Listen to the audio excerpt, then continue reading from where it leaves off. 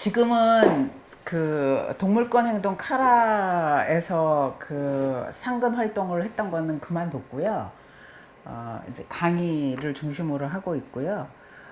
저는 이제 그 오신 여러분들이 이제 녹색 불교의 지도자 양성 과정이신 거잖아요. 그러니까 지도자가 되실 분들이신 거잖아요. 근데 지도 리더십이 예전하고 좀 많이 달라졌잖아요.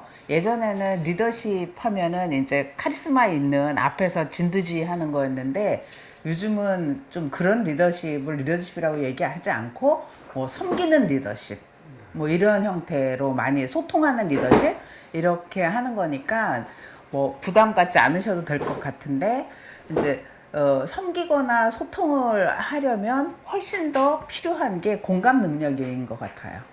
그 공감 능력에서 근데 대부분의 이런 이제 사회적으로 의미 있는 활동을 하시는 분들을 보시면 이제 제가 보면 사람의 영역에 제한되어 있어요. 그 공감 능력이.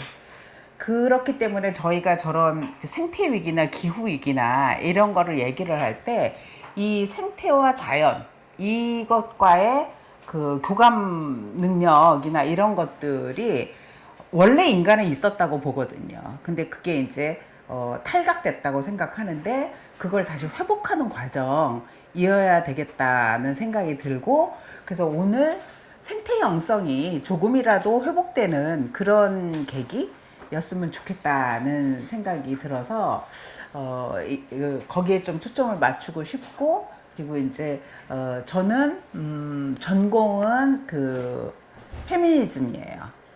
페미니즘을 전공을 하는 과정에 페미니즘 내에서 이제 그 동물권을 일찍부터 접근을 했던 거고 사실상 그런 단체에 들어가서 근무를 하게 된 계기는 제가 논문을 동물권으로 쓰기 위해서 들어갔는데 논문은 단 한 글자도 쓰지 못하고 그 현실에 치여가지고 굉장히 힘든 그 동물 구조나 동물을 위한 활동들을 좀 오래 했었어요. 그러다 이제 건강이 좀 어려워져서 이제 근무는 그만하고 이렇게 이제 오고 있는데 이제 저는 그래서 이제 철학이나 사회과학 이런 쪽으로 전공을 했기 때문에 이론적으로 일찍부터 동물권에 이렇게 접근을 했던 편이기는 해요. 그 연장선으로 사실은 저는 귀농을 한 거예요. 그러니까 저의 반려동물은 고양이인데 길고양이를 이제 구조를 하면서 저는 2007년 이전에는 단 한 번도 동물을 키워본 적이 없어요. 그런데 어느 날 갑자기 길고양이 울음소리가 제 귀에 들렸어요. 그러니까 신기한 거죠. 길고양이는 그전에도 있었고 앞으로도 있을 건데 그 길고양이 울음소리가 2007년에 저한테는 드디어 들린 거예요. 그래서 구조를 하러 나갔고 그게 계기가 돼서 동물에 눈을 뜨게 됐고 동물의 눈을 뜨면서 제가 겪었던 첫 번째의 충격은 뭐냐 하면 내가 지금까지 배워왔던 타자성은 잘못됐구나는 걸 알았어요. 저희가 보통 이야기할 때 타자화가 있고 타자성이 있잖아요. 타자화는 여러분도 아시겠지만 이 델화자, 한문에 델화자를 쓰는 것은 타자로 되게 만들어버린다는 뜻이어서 굉장히 부정적인 단어인 거죠. 그리고 타자성이라는 거는 성격할 때 아이덴티티, 이때의 성이기 때문에 타자의 아이덴티티를 취득한다 이런 뜻이거든요. 그래서 그건 굉장히 긍정적인 의미인 거예요. 그래서 우리가 보통 공감을 한다고 할 때는 타인의 지금의 상태와 감정을 내가 느낀다는 얘기인 거잖아요. 그거를 다른 말로 얘기하면 이제 타자성 이렇게 얘기를 한다는 거죠. 근데 그 타자성에 대해서 제가 잘못 알고 있었던 거예요. 머리로만 알고 있었던 거예요. 그런데 길고양이를 구조하고 생활을 하다 보니까 첫 번째를 어떻게 알게 됐냐면 사람의 언어로 소통이 안 되잖아요, 동물은. 그렇기 때문에 이 동물의 니드를 파악하려면 제가 조용히 관찰하는 방법밖에 없었어요. 끊임없이 주시하고 관심을 기울이고 관찰을 해서 지금 제가 아프구나, 아프지 않구나, 목마르구나, 그리고 물그릇이 저기 있는 게 쟤한테는 의미가 있구나, 불편하겠구나, 이런 것들을 전부 관찰을 해야만 체득할 수 있었어요. 그런데 그 관찰을 하는 이유는 내가 이 다른 존재에 대해서 관심을 갖기 때문인 거예요. 관심이 없으면 관찰이 되지 않는 거예요. 그래서 저는 이때 두 가지의 이 관이 필요하구나는 걸 알았어요. 관심과 관찰. 관심과 관찰이 빠진 타자성은 불가능해요. 내가 타자성을 취득하려면 그 대상에 대한 관심이 일단 발동이 돼야 돼요. 관심이 발동되면 그때부터 관찰이 되는 거예요. 아, 저 사람의 욕망은 뭐지? 니드는 뭐지? 이게 확인이 되는 거죠. 그래서 그런 것들이 훈련이 되면 선물을 하나 하더라도 그 사람한테 필요한 선물을 하게 되는 거예요. 관찰을 한 결과니까. 네. 이렇게 된 거고, 그것을 저는 이 동물을 함께 살면서 비로소 알았어요. 그리고 나서는 이제 이 가치관, 즉 관점이 확장돼야 돼요. 마지막 세 번째 관인 거죠. 지금까지는 사람 중심으로 좀 생각해 왔었던 사고방식을 사람을 포함한 모든 생명, 모든 존재로 이 관점을 확장해야만 돼요. 그래서 관심, 관찰, 관점. 공교롭게도 관자로 시작하는 이 세 가지가 저희한테 공감과 타자성과 그 다음에 타인과의 소통과 이런 것들을 하는 가장 기본적인 내용이다는 거를 이제 말씀드리고 싶고, 그것을 저는 비로소 동물과 함께 살면서 체득을 하게 됐다는 말씀을 드리고 싶어요. 그래서 동물과 함께 살기 전의 김혜란과 그 이후의 김혜란은 하늘과 땅 차이고, 한마디로 얘기하면 나의 반려동물 동이가 나를 사람답게 만들었다, 이렇게 생각을 합니다.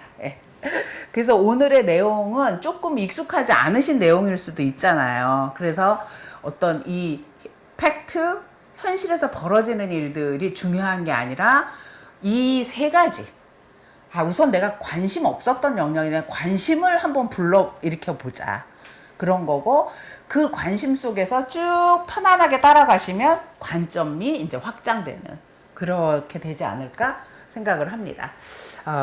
해볼게요. 우선은 대한민국에서 동물의 삶이 뭐냐는 거를 먼저 한번 접근을 해보려고 해요. 이제 제가 카라에서 지금 당장 활동을 하고 있지 않기 때문에 제가 활동했었던 주요한 것들을 끌고 와서 이제 설명을 드릴게요. 2015년에 프리오랑 프로젝트라는 거를 이제 런칭하면서 쭉 어떤 캠페인을 했죠. 이건 뭐냐 하면 오랑우탄을 인격적 존재로 대우하자는 이제 한국에서의 첫 출발, 이런 프로젝트였어요. 오랑우탄은 국제적으로 멸종위기 동물이에요. 그리고 생물학 분류에 따르면 저희랑 같은 영장류 인간과예요, 오랑우탄이. 오랑우탄이 말레이시아어인가 인도네시아어인데 그거를 우리나라 말로 바꾸면 숲속의 사람이란 뜻이에요, 오랑우탄 자체가. 해외에서는 이태리에서 출발을 했는데 오랑우탄, 침팬치, 고릴라, 보노보 이런 형태의 영장류 동물들은 비인간 인격체로 인정을 해서 동물 실험해서는 안 된다, 그리고 인격적 대우를 해야 된다는 그런 그 활동을 아주 힘차게 하고 있어요. 그래서 이러한 영장류에 대한 동물 실험이 금지된 국가도 있습니다. 예. 그런데 한국에서는 이 오랑우탄이 동물 쇼에 동원이 되는 거예요. 너무 똑똑하니까 자전거도 잘 타, 그 다음에 저기 관광객들하고 사진 찍는 것도 잘해, 사람의 그 욕망을 금방 알아채니까 그게 존중받아야 될 존재로 결론이 되는 게 아니라 쇼에 이용되는, 이렇게 되는 거예요. 그러니까 이게 전부 다 관점의 차이인 거예요. 예. 그래서 이제 고양시에 있는 주주동물원이라고 있는데 거기에 있는 오랑우탄이 동물학대에 노출됐다는 제보가 있었어요. 그래서 그걸 저희가 심층 조사를 하고 이제 비밀스럽게 조사하는 과정에서 오랑우탄의 이 인대를 수술로 끊었다는 거를 확인을 했어요. 이거를 왜 끊었냐 하면 오랑우탄은 사람의 몇 배의 힘을 갖고 있어요. 그렇기 때문에 아무리 순해도 갑작스럽게 뭘 이렇게 탁 움켜쥐면 그리고 이렇게 탁 한 번 치면 사람이 뼈가 부러질 수도 있는 거예요. 그렇기 때문에 이 손의 힘을 없애기 위해서 인대를 끄는 수술로 인공적으로 이제 이런 형태의 잔인함이 말도 못하게 많아요. 동물 쪽에는. 이제 그게 확인이 되면서 그거를 법적 공방을 가고 주주동물원을 고소하고 뭐 여러 가지 하면서 이거는 한 동물원의 문제가 아니다. 그래서 프리오랑 프로젝트를 하게 되는 거예요. 그러니까 이거는 영장류, 인간을 닮아서 존중받는 게 아니라 비극이 형성되는, 이게 우리나라의 현실에서 있었던, 지금도. 그리고 또 하나 여러분 잘 아시는 내용이죠. 공장식 축산. 보통 우리가 공장식 축산, 발음이 좀 딱딱하죠. 이렇게 표현하거나 또는 밀집 사육, 따닥따닥 붙어서 사육한다, 이런 것들을 이제 공장식 축산이라고 얘기를 하는데, 이게 육식이 대량화되면서 발생하는 거죠. 과거에 100년 전, 50년 전 저희는 어떤 거죠? 그러니까 농가에서 마당 한 켠에 이제 소 한두 마리 있고, 그 다음에 조금 떨어진 곳에 돼지 뭐 한 10여 마리 있고, 그러면 이제 부자죠. 그렇게 해서 잔반 갖고, 음식물 쓰레기가 아니라 잔반으로 이쪽 돼지 키우고 이쪽은 여물, 뭐 이런 식으로 하면서 그 소나 돼지를 잡아먹기 위해서라기보다는 생산수단이었죠. 그래서 논밭을 갈고, 그리고 이제 정말 재산이었기 때문에 자녀들이 대학교를 가면 이제 한 마리를 판다거나 뭐 이런 시기였잖아요. 그러한 가족농은 대량 생산하고 다르죠. 완전히 육식의 문화로 넘어왔을 때는 대량 생산 체제로 가는 거고, 대량 생산을 위한 농장이 아니라 공장이 만들어지는 거죠. 그래서 공장식 축산 이렇게 얘기를 하는데, 이 공장식 축산은 여기 사진이 좀 잘 안 보이네요. 네. 여기는 이제 화면이 좀, 요거 불은 꺼도 될까요? 네. 네, 잘 보이네요. 여기 지금 핑크 암돼지가 들어가 있는 거예요. 근데 여러분 시골에 가면 돼지가, 혹시 아직도 소농으로 돼지를 키우시는지 갔을 때 이런 돼지예요? 핑크 돼지? 대부분이 검은 돼지예요. 예, 흑돼지예요. 예. 이 핑크 돼지는 유전자 조작이 된 돼지인 거예요. 대량 생산하기 위해서, 원래 돼지가 저렇게 털이 없으면 안 돼요, 피부에.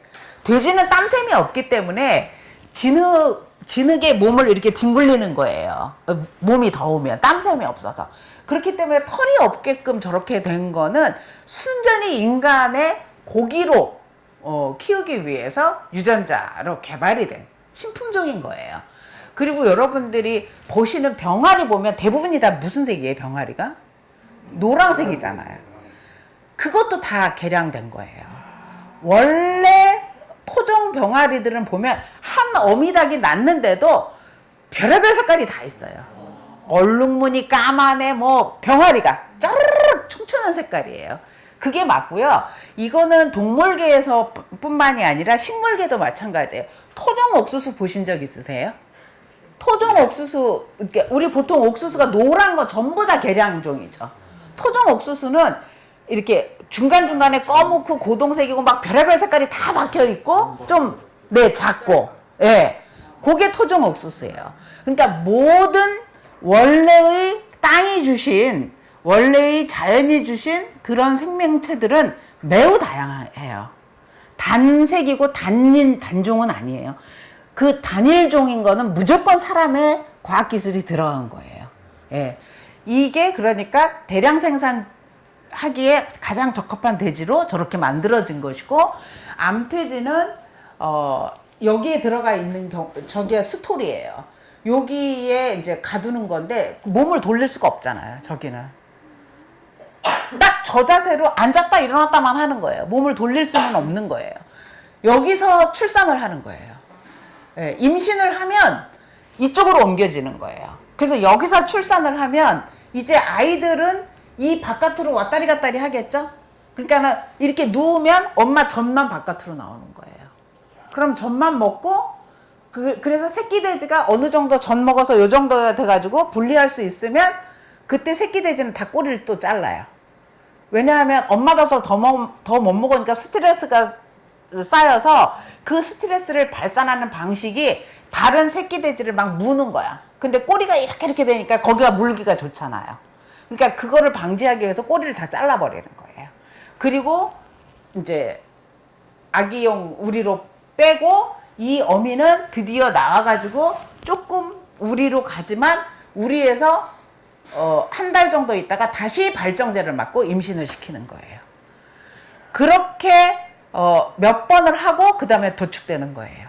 예. 그러니까 평생을 햇빛 한 번 못 보고 도축될 때 드디어 햇빛을 보는 겁니다.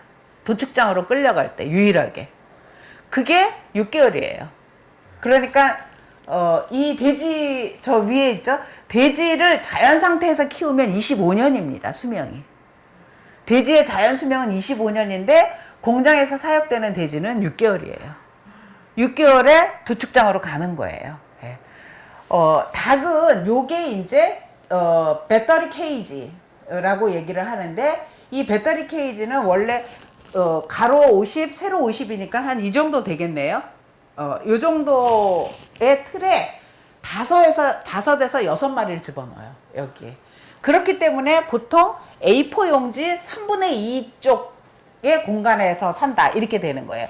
요 케이지를 아파트처럼 쭉 쌓는 거예요. 옆으로도 쌓고 위로도 쌓고. 그렇게 되니까 위에서 똥덩어리가 떨어질 거 아니에요. 그럼 밑에 있는 애들은 계속 똥을 맞는 거예요. 똥을 맞으면서 그렇게 하니까 건강할 수가 없잖아요. 그래서 얘네들이 도축장으로 갈 때 이 케이지 채로 실려가는 거예요. 그리고 케이지에서 이제 막 사람이 힘으로 막 이렇게 꺼내죠. 이렇게 꺼낼 때 뼈가 다 부러지는 거예요. 이미 뼈가 다 약해져 있기 때문에 뼈 부러지고 뭐하고 하는 건 뭐 기본 이렇게 되는 거죠. 요게 이제 그 배터리 케이지라 그러는데 닭의 자연 수명은 15년에서 20년이에요. 그런데 42일 만에 연계백숙 너무 좋아하시네요. 네, 이렇게 되는 겁니다. 예. 물론 저는 이제 그 2008년부터 채식은 하고 있지만 완전 채식은 저도 못해요. 생선을 가끔 먹는 이런 정도인데 저는 이 동물 활동을 하다가 채식을 하게 된 케이스예요.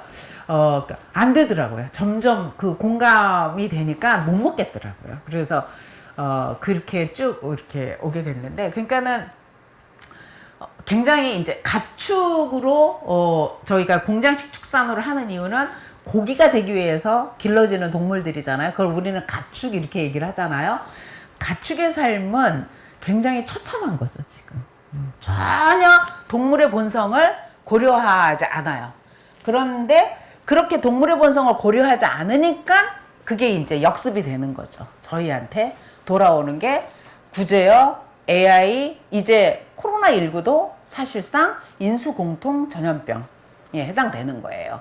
이 인수공통 전염병은 사람이 동물을 이렇게 대우하는 방식이 교정되지 않는 한 계속될 거예요. 그렇기 때문에 사람들은 코로나가 끝나지 않고 새로운 바이러스가 끊임없이 나올 거라고 예측을 하는 거예요. 그래서 사스니 뭐니 메르스니 뭐 이런 식으로 해서 맨 처음에 낙타 뭐 여기서 왔대더라 뭐 이렇게 하는데 그게 주기가 원래 10년이었다가 다시 새로운 바이러스가 5년 만에 발생하고 지금은 거의 매년 발생을 하죠. 네. 이런 건데 기본적으로 이 바이러스가 인수공통 전염병이기 때문에 그런 거예요. 야생 상태에 둬야 될 동물을 너무나 인간 가까이 끌어온 거예요, 지금. 그리고 인간이 너무나 그들의 자연 환경에 침범에 들어간 거예요. 그 결과를 저희가 이제 맞이하고 있는 거죠. 그런데 그것이 어떻게 되냐면 미국이 이번에 코로나에서 보면 정육 공장에서만 유난히 많이 코로나 확진자가 나온 거예요. 예, 일반 예를 들면 의류 공장의 몇십 배에 해당되는 코로나 확진자가 발생을 합니다. 이게 32,000명이고 그리고 사망자도 굉장히 높았어요. 미국이. 그러니까 이런 것들이 이제 더 조사가 돼야 돼요. 이 조사가 되려면 어떻게 조사가 돼야 되냐면 코로나19를 동물권의 관점에서 다시 접근을 해야만 이게 포착이 되는 거예요. 이런 것들이. 그런 것, 이렇게 했을 때 사람들, 대개 이민자나 난민들이 이 사망을 하게 되는 거예요. 코로나19 확진도 거기고. 그러니까 코로나19도 사람에게 있어서도 어떤 계층 차별이 드러나고 있는 거고, 그리고 이 구제역과 무관하지 않고, 이 공장식 축산과 무관하지 않고, 이런 것들이 다 확인되고 있는 중인 거죠. 예. 그래서, 인간의 식재료가 되도록 사육되는 것은 자연 생태계에서 유례가 없는 일인 거예요. 예. 이거는, 그래서 저는 행복하게, 살다가 고통 없이 죽은 동물을 조금만 섭취하시는 게 어떨까. 그러면 한살림 같은 경우는 1년을 살게를 해요. 도축 1년 이내의 소나 돼지는 도축하지 않는 게 있어요. 자체 내에 이게. 그러면 그것도 뭐 딱 그런 건 아니지만 그래도 그렇기 때문에 혹시라도 한살림의 소고기나 돼지고기를 드시면 약간 질긴데 뭐 이런 느낌을 받으시는 분도 있나 봐요. 그거는 그렇게 살았기 때문이고, 그 다음에 마블링 이런 것들이 다 동물학대를 통해서 나타나는 거거든요. 그러니까 마블링이 없고, 그러니까 들에서 키우고 가능하면 이런 것들이라서 호르몬제를 전혀 맞추지 않기 때문에 사람한테는 훨씬 더 나은 거죠. 그래서 좀 가격이 좀 비싸겠죠. 저는 지금 몇십 년 동안 고기를 안 사봐가지고 고기가 얼마인지를 잘 모르는데, 어쨌든 그런 한살림이나 이런 데는 일반 그거하고는 좀 가격이 조금 높을 것 같아요. 대신 그래서 6번 드실 것을 2번으로 줄이고 그렇게 하시는 게 좋지 않을까, 이렇게 말씀드리고 싶어요. 서유럽 같은 경우는 이 스톨과 이 배터리 케이지는 다 금지됐어요. 저기 근데 금지고, 그래서 서유럽 같은 경우 우리나라하고 무역할 때 너희들 배터리 케이지 스톨 유지하고 있으면 공정무역 안 돼. 왜? 이게 이렇게 키우는 게 돈이 더 들겠어요? 방목하는 게 돈이 더 들겠어요? 방목하는 게 돈이 더 들잖아요. 그러니까 서유럽에서는 우리는 얘네들 키우는 애들 돈이 이만큼 들어. 근데 너네는 이렇게 하면서 이거밖에 안 들잖아. 그런데 어떻게 똑같은 가격으로 무역 거래를 할 수가 있어? 이거 불공정이야. 그러니까 너네 이거 시정해. 이렇게 나오는 거예요. 그래서 그게 이제 블루라운드 이렇게 얘기할 때는 노동자의 임금이 너무나 저임금일 경우는 그 불공정이다, 이렇게 나가는 거잖아요. 그게 이제 벌써 20년 전 얘기고, 지금은 이 동물권의 문제가 무역 거래의 핵심 의제로 올라와 있는 상황입니다. 그래서 우리나라도 방향은 이미 정해진 거예요. 없앨 수밖에 없어요. 스톨도 금지시키고, 무역을 잘하기 위해서라도 그렇게 이거 다 케이지도 없애고 점점 더 동물권이 올라갈 수밖에 없어요. 올라갈 수밖에는 없는데, 이제 그게 얼마나 빨리 진행이 되느냐, 이런 게. 이게 이제 가축의 삶이고요. 그 다음에 이제 대표적인 반려동물인 개. 질문 네. 그러면 이 배터리 케이지나 스토리 무역 불공정이라는 게 네. 전 품목에서 다 그렇게 된다는 건가요? 우리나라는 그래서 유럽하고 닭이나 이런 거를 수입을 칠레나 이런 데서 해갖고 오죠. 저쪽에서는 해갖고 올 수가 없어요. 네. 품목에 대해서 그런다는. 그러니까 그렇게 문제 제기가 들어와요. 서유럽에서, EU나 이런 데서. 그래서 EU가 무역 거래를 가축을 대상으로 무역 거래는 우리나라하고 하기가 어려워요. 요 품목에 대해서. 네. 네. 그러면 이제 대표적인 반려동물 개. 우리나라는 아직 개식용을 하고 있잖아요. 그래서 이게 제일 큰 문제인데, 개식용보다 반려 인구가 점점 늘고 있어요. 미국은요, 사람 자식을 갖고 있는 가구보다 동물을 자식으로 있는 가구 숫자가 훨씬 많아요. 배 이상 많아요. 사람 자식은 없고 동물을 자식처럼 키우는 인구수가, 가구수가 사람 자식 가구수를 뛰어넘은 지가 오래됐어요. 네. 우리나라는 조금 있으면 한 15년쯤 있으면 뛰어넘을 거예요. 지금 급격히 늘어나고 있는 거여서. 근데 동물을 가족으로 맞이하는 인구가 급격히 늘면서 동시에 유기동물도 급격히 늘고 있어요, 지금. 특히 우리나라의 유기동물의 특징은 뭐냐 하면 나이가 어리고 3살 미만의 강아지들이 많아요. 이게 뭐죠? 그러니까 해외는 아픈 동물들이 유기되는 경우가 많은 거예요. 우리나라는 실증 나서 버리는 거예요. 건강한데. 예. 3살 이전에 그러니까 아무 준비 없이 덜컥 키웠다가 감당이 안 되니까 버리는 거예요. 3살 이내의 유기동물이 유난히 많은 게 우리나라의 특징인 거예요. 예. 그 다음에 이 유기견 보호소로 가면 47%가 한 달 전후로 사망이에요. 법적으로는 일주일 동안에 공고를 하고 그 다음에 10일 동안 입양되지 않으면 안락사 명단으로 넘어가는 거예요. 안락사인 거예요.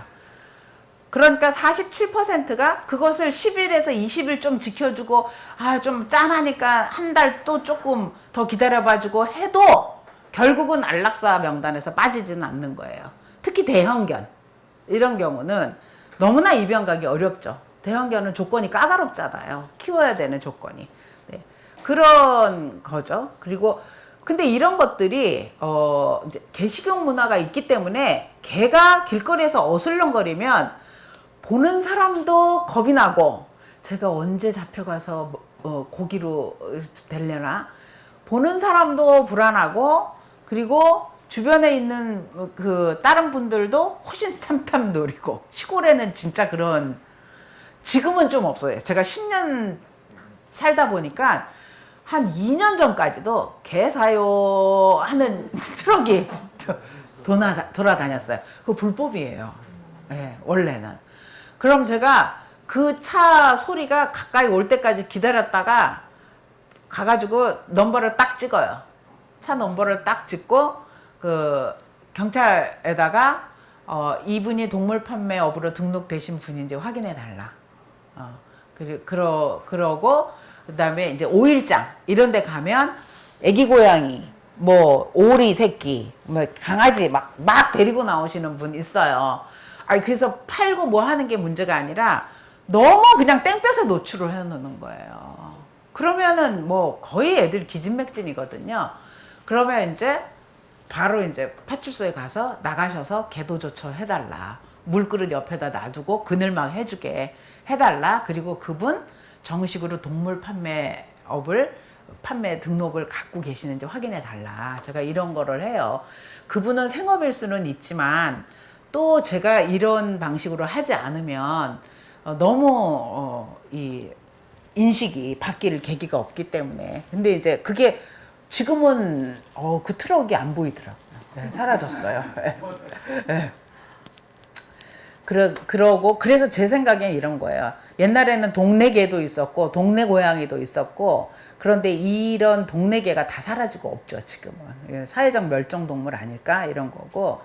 개식용은 최근에 정부 어디서 그 여론조사를 했는데 국민의 64%가 개식용은 없앴으면 좋겠다. 드디어 50%를 넘어섰어요. 국민이 64%가 개식용을 반대를 하는 수치가 나왔고 요번 달에 조사한 6월 달에 조사한 결과예요. 그리고 90%가 제도적으로 바꿔야 된다. 이렇게 해서 굉장히 압도적으로 동의를 하고 있죠. 개식용은 금지돼야 된다는 게. 근데 이게 자꾸 이제 식문화다. 먹거리 문화다. 이렇게 접근을 하시는 분들이 많은데 이거는 먹거리 문화일 수가 없어요. 전통 문화다. 예, 전통은. 그놈의 전통. 그러니까 바뀌지 않는 전통은 없어요. 예. 그러니까 그 전쟁 때는 우리나라 아니라 전 세계적으로 뭐든지 다 먹어요. 아니 전쟁 때는 자기 자식도 잡아먹는데 진짜 먹을 게 없으면 다 그렇잖아요. 예. 사람도 잡아먹는 건데. 그러니까 그런 거 극단적인 상황하고 비교를 할 수가 없는 거고, 이 개식용이 있으면 동물보호법을 지킬 수가 없어요, 저희가. 예를 들면 어떤 거냐 하면, 내가 시베리안 허스키, 이제 큰 개 있죠? 시베리안 허스키 같은 큰 개 아니면 진돗개를 키워, 반려동물로. 그런데 산책하다가 오늘 유난히 얘가 말을 안 듣네? 그래가지고 막 발을 차버렸어. 왜 이렇게 안 따라와? 이러면서 발을 탁 차버렸어. 걔가 끼기기기 하니까 이웃이 딱 나와서 왜 그래요? 그러면서 이거 이렇게 하는 거 동물학대예요. 만약에 이런 식으로 얘기를 했대 봐요. 그럴 때 이 주인이 내가 식용으로 키우는 거예요. 그러면 할 말이 없는 거예요. 그러면 동물학대를 적용할 수가 없는 거예요, 지금.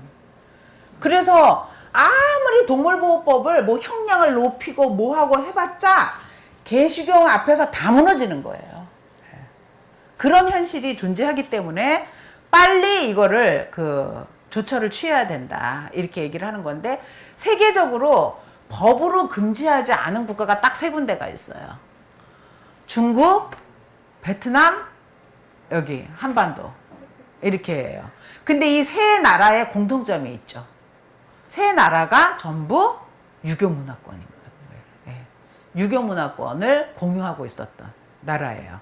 그래서 유교 문화의 핵심이 인간 중심이잖아요. 성리학의 핵심이. 그래서 이런 문화도 무시할 수가 없다, 이렇게 좀 접근을 해보는 거예요. 이제 이런 것들이 이제 동물들이 겪고 있는 현실이다, 이런 거 말씀드려요. 그래서 한마디로 말씀드리면, 우리나라에서 동물들은 살면서는 고통스럽고 죽을 때는 비참하다. 이걸 좀 바꿔보자. 살 때는 쾌적하게, 죽을 때는 고통 없이. 어차피 저희는 다 한 번 다 죽잖아요. 그러니까 뭐 영원히 안 죽게 뭐 이런 거 있을 수가 없는 거고, 저희들도 좀 존엄하게 죽기를 바라는 거잖아요. 그래서 행복하게 살다 고통 없이 가는 이런 것을 동물한테도 좀 허용을 하자, 이런 거고, 저희는 이제 이런 질문을 해야 된다. 인간과 동물의 관계가 도대체 왜 언제부터 이렇게 잔인해졌을까? 이런 것들을 묻고 대안을 강구해야 된다. 대부분이 이제 이런 것들을 얘기를 하죠. 너무나 인간 중심적이다. 그 인간 중심적인 사고방식에 날개를 단 게 근대 계몽주의다. 가부장제 문화에서 어디까지 연결이 되냐면 보신 문화로 연결이 되거든요. 한번 생각해 보세요. 몸보신을 유난히 강조해서 뭐 뱀탕을 먹거나 뭐 곰슬개를 먹거나를 많이 찾으시는 분이 남성이겠어요, 여성이겠어요? 남성이에요. 그 보신 문화가 있어서 그래요. 이 보신 문화는 뭐냐 하면은 씨앗이 튼튼해야 된다는 생각 때문에 그래요. 그래서 이 가부장제 문화하고 분리가 되어 있지 않아요. 아까 그 보신 문화도 그 유교 문화권에서 강한 문화 중에 하나인 거예요. 육식 문화, 그다음에 자본주의, 축산복합제, 이런 것들이죠. 그래서 저희는 인간과 자연의 관계를 좀 회복해야 된다. 어떻게? 서로 존중하는 관계로.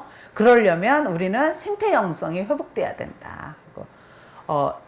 그 스타니타파 거기 제가 이렇게 책 봤을 때 이런 기억이 나요. 모든 살아있는 것들아 행복하라. 모든 생명이 있는 것들아 행복하라. 이런 문장이 저는 참 많이 와 닿았어요. 그런 게 있고, 그 다음에 성경에는 이후에 도래될 천국을 어떻게 표현하냐 하면, 사자와 소가 같이 뛰어놀고, 어린아이가 독사의 굴에 손을 넣어도 아무런 상처를 입지 않는 곳이라고 표현을 해요. 그러니까 그때는 당연히 채식 문화가 되는 거예요. 그 천국에서는 육식 문화라는 거 없어요. 다른 생명을 해침으로써 나의 생명을 유지하는 그런 시스템이 사라진 곳이에요. 천국이라는 곳은 그런 것들이 있는 거죠. 그리고 뭐 아마 이거는 이제 불교이시니까 다 모르시더라도, 예를 들면 뭐 에덴 동산에서 선악과를 따먹어서 에덴 동산에서 아담과 이브가 쫓겨났다. 뭐 이런 거는 대부분 조금 아시잖아요. 그때 그 사과를 따먹어. 너 이거 먹어도 돼. 라고 꼬신 동물이 있어요. 뱀이잖아요. 예, 네, 이건 다 아시잖아요. 그거를 이제 이렇게 이해해 보시는 거예요. 그러면 에덴 동산이라는 천국에서는 사람과 동물이 소통이 됐단 얘기잖아요. 그게 무슨 대화로 됐을지는 몰라도 어쨌든 소통이 다 됐다는 얘기잖아요. 너가 이거를 못 따먹지 말라고 한 거는 너가 이걸 따먹으면은 네가 신처럼 되는 거를 막기 위해서 그런 거야. 이러면서 뱀이 막 이러는 거란 말이에요. 그러니까 그래? 막 이러면서 딱 따먹는단 말이에요. 그리고 나서 내가 따먹는 거에서 머물지 않고 이제 아담한테도 너도 먹어. 뭐 이렇게 되는 거죠. 그래서 아담이 거기서 거부하지 않죠. 같이 먹죠. 이제 그러니까 먹어서는 안 된다는 생각을 있지만은 또 먹는다는 거죠. 이제 이거를 이제 어쨌든 그렇게 해서 쫓겨나잖아요. 이 아담과 이브가 쫓겨나잖아요. 그러면 여기서 이제 보는 거지. 만약에 원래는 모든 생명이 소통할 수 있는 그러한 존재로 태어났었다면 이후에 이 소통 능력을 탈각시킨 이 소통 능력을 사라진 거는 동물이겠는가 사람이겠는가 생각을 해보는 거죠. 저는 사람일 거라고 보는 거예요. 왜? 죄는 사람이 졌잖아요. 지금도 죄는 사람이 짓고 있잖아요. 모든 동물 학대의 원인은 사람이에요. 동물이 동물을 학대하지 않아요. 반드시 사람이 반드시 들어와야 돼요. 그렇기 때문에 그 영성을, 생태 영성을 사라지게 탈각시킨 거는 동물이 아니라 인간이다. 그렇기 때문에 회복해야 될 주체는 우리다. 우리가 생태 영성을 회복해야 된다. 이렇게 생각을 합니다. 5분만 더 하고 쉴게요. 그래, 요까지 하고 이제 다른 주제로 넘어가니까. 그래서 여러분한테는 이제 어떤 걸 소재로 말씀드리려고 하냐 하면은 동물의 안녕과 사람의 안녕이 얼마나 밀접하게 연결이 되어 있는가를 이 가정폭력을 갖고서 설명을 드리려고 해요. 아동학대, 노인학대, 가정폭력에는 보통 이 세 가지가 있죠. 여기 이제 빙산의 일각 밑에 보세요. elder abuse, 그러니까 노인학대, 그 다음에 domestic, 가정폭력, violence, child treatment, 그러니까 아동학대. 이 빙산 밑에는 아동학대, 노인학대, 각종 가정폭력이 밑에 있고 그 위에 애니멀 어뷰스, 동물학대가 보이는 거다는 거예요. 이게 이제 미국에서 만든 그림인 거예요. 그러니까 겉으로 드러난 건 동물학대지만 특히 저거는 반려동물이겠죠. 예. 겉으로 드러난 것은 반려동물 학대지만 그 밑은 바로 가정폭력이 있는 거야. 이거를 설명하고 있는 그림이에요.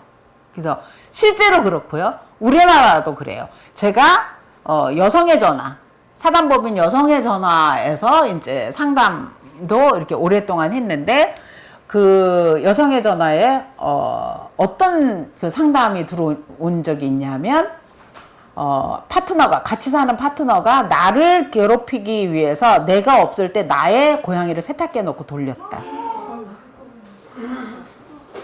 이런 거죠. 그런데 당시에 저도 그때는 여성의 전화에서 상담할 때는 2005년 이때였어요. 저도 그때는 동물권을 접근하지 않을 때였어요. 아까 제가 새끼 고양이 목소리가 딱 들린 2007년부터 제가 동물권을 접근을 하기 시작한 거라서 아무도 없는 거예요. 이걸 컨트롤할 수 있는 스텝이. 이걸 어떻게 접근해야 될지 이 사안을. 지금도 마찬가지예요.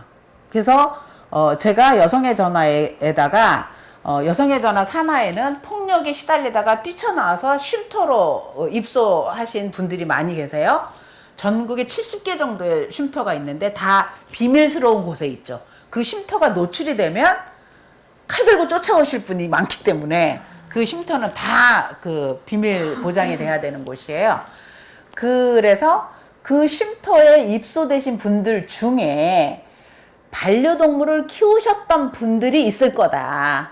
그 반려동물을 키우셨던 분들만 뽑아서 인터뷰를 하거나 설문조사를 해보자. 그렇게 해서 동물학대하고 가정폭력하고 실제로 우리나라에서는 어느 정도 밀접한 연결이 있는지를 데이터를 만들어 보자는 제안을 2013년부터 지금까지 하고 있어요.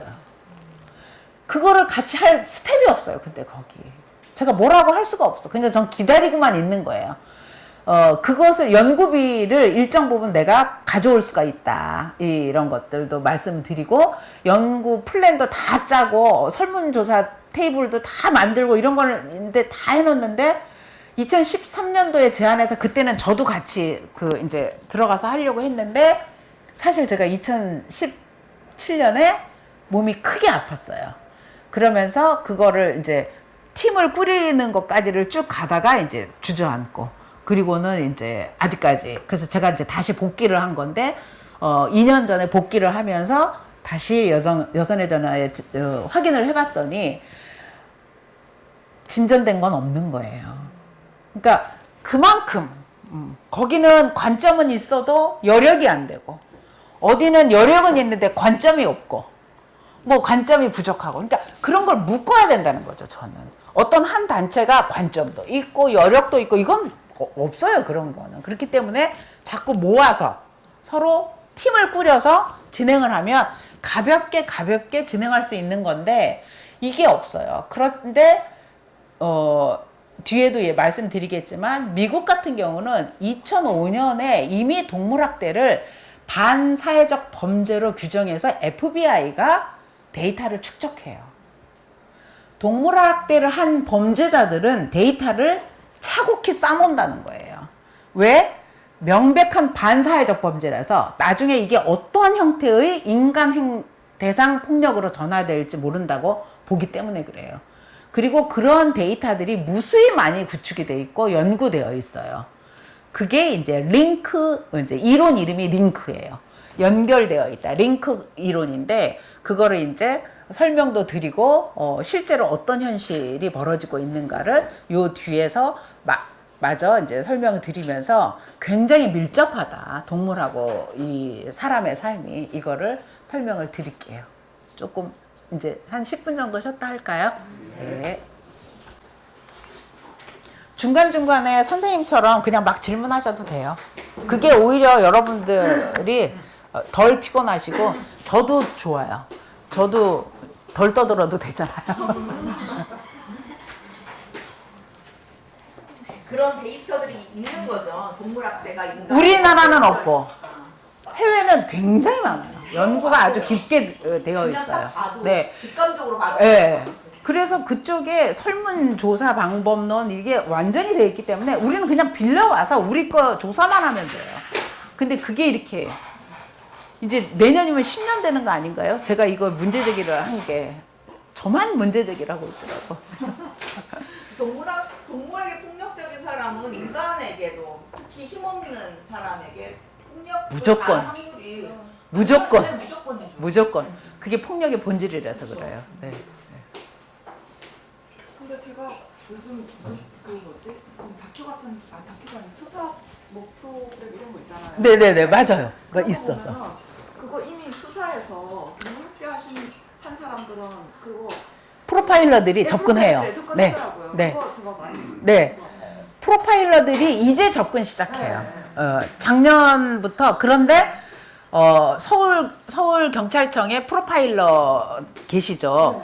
이제 뭐 5분이 계시는 걸로 제가 알고 있는데 그 중에 한 분이 이 동물학대 쪽을 접근을 하신데 여자분이세요.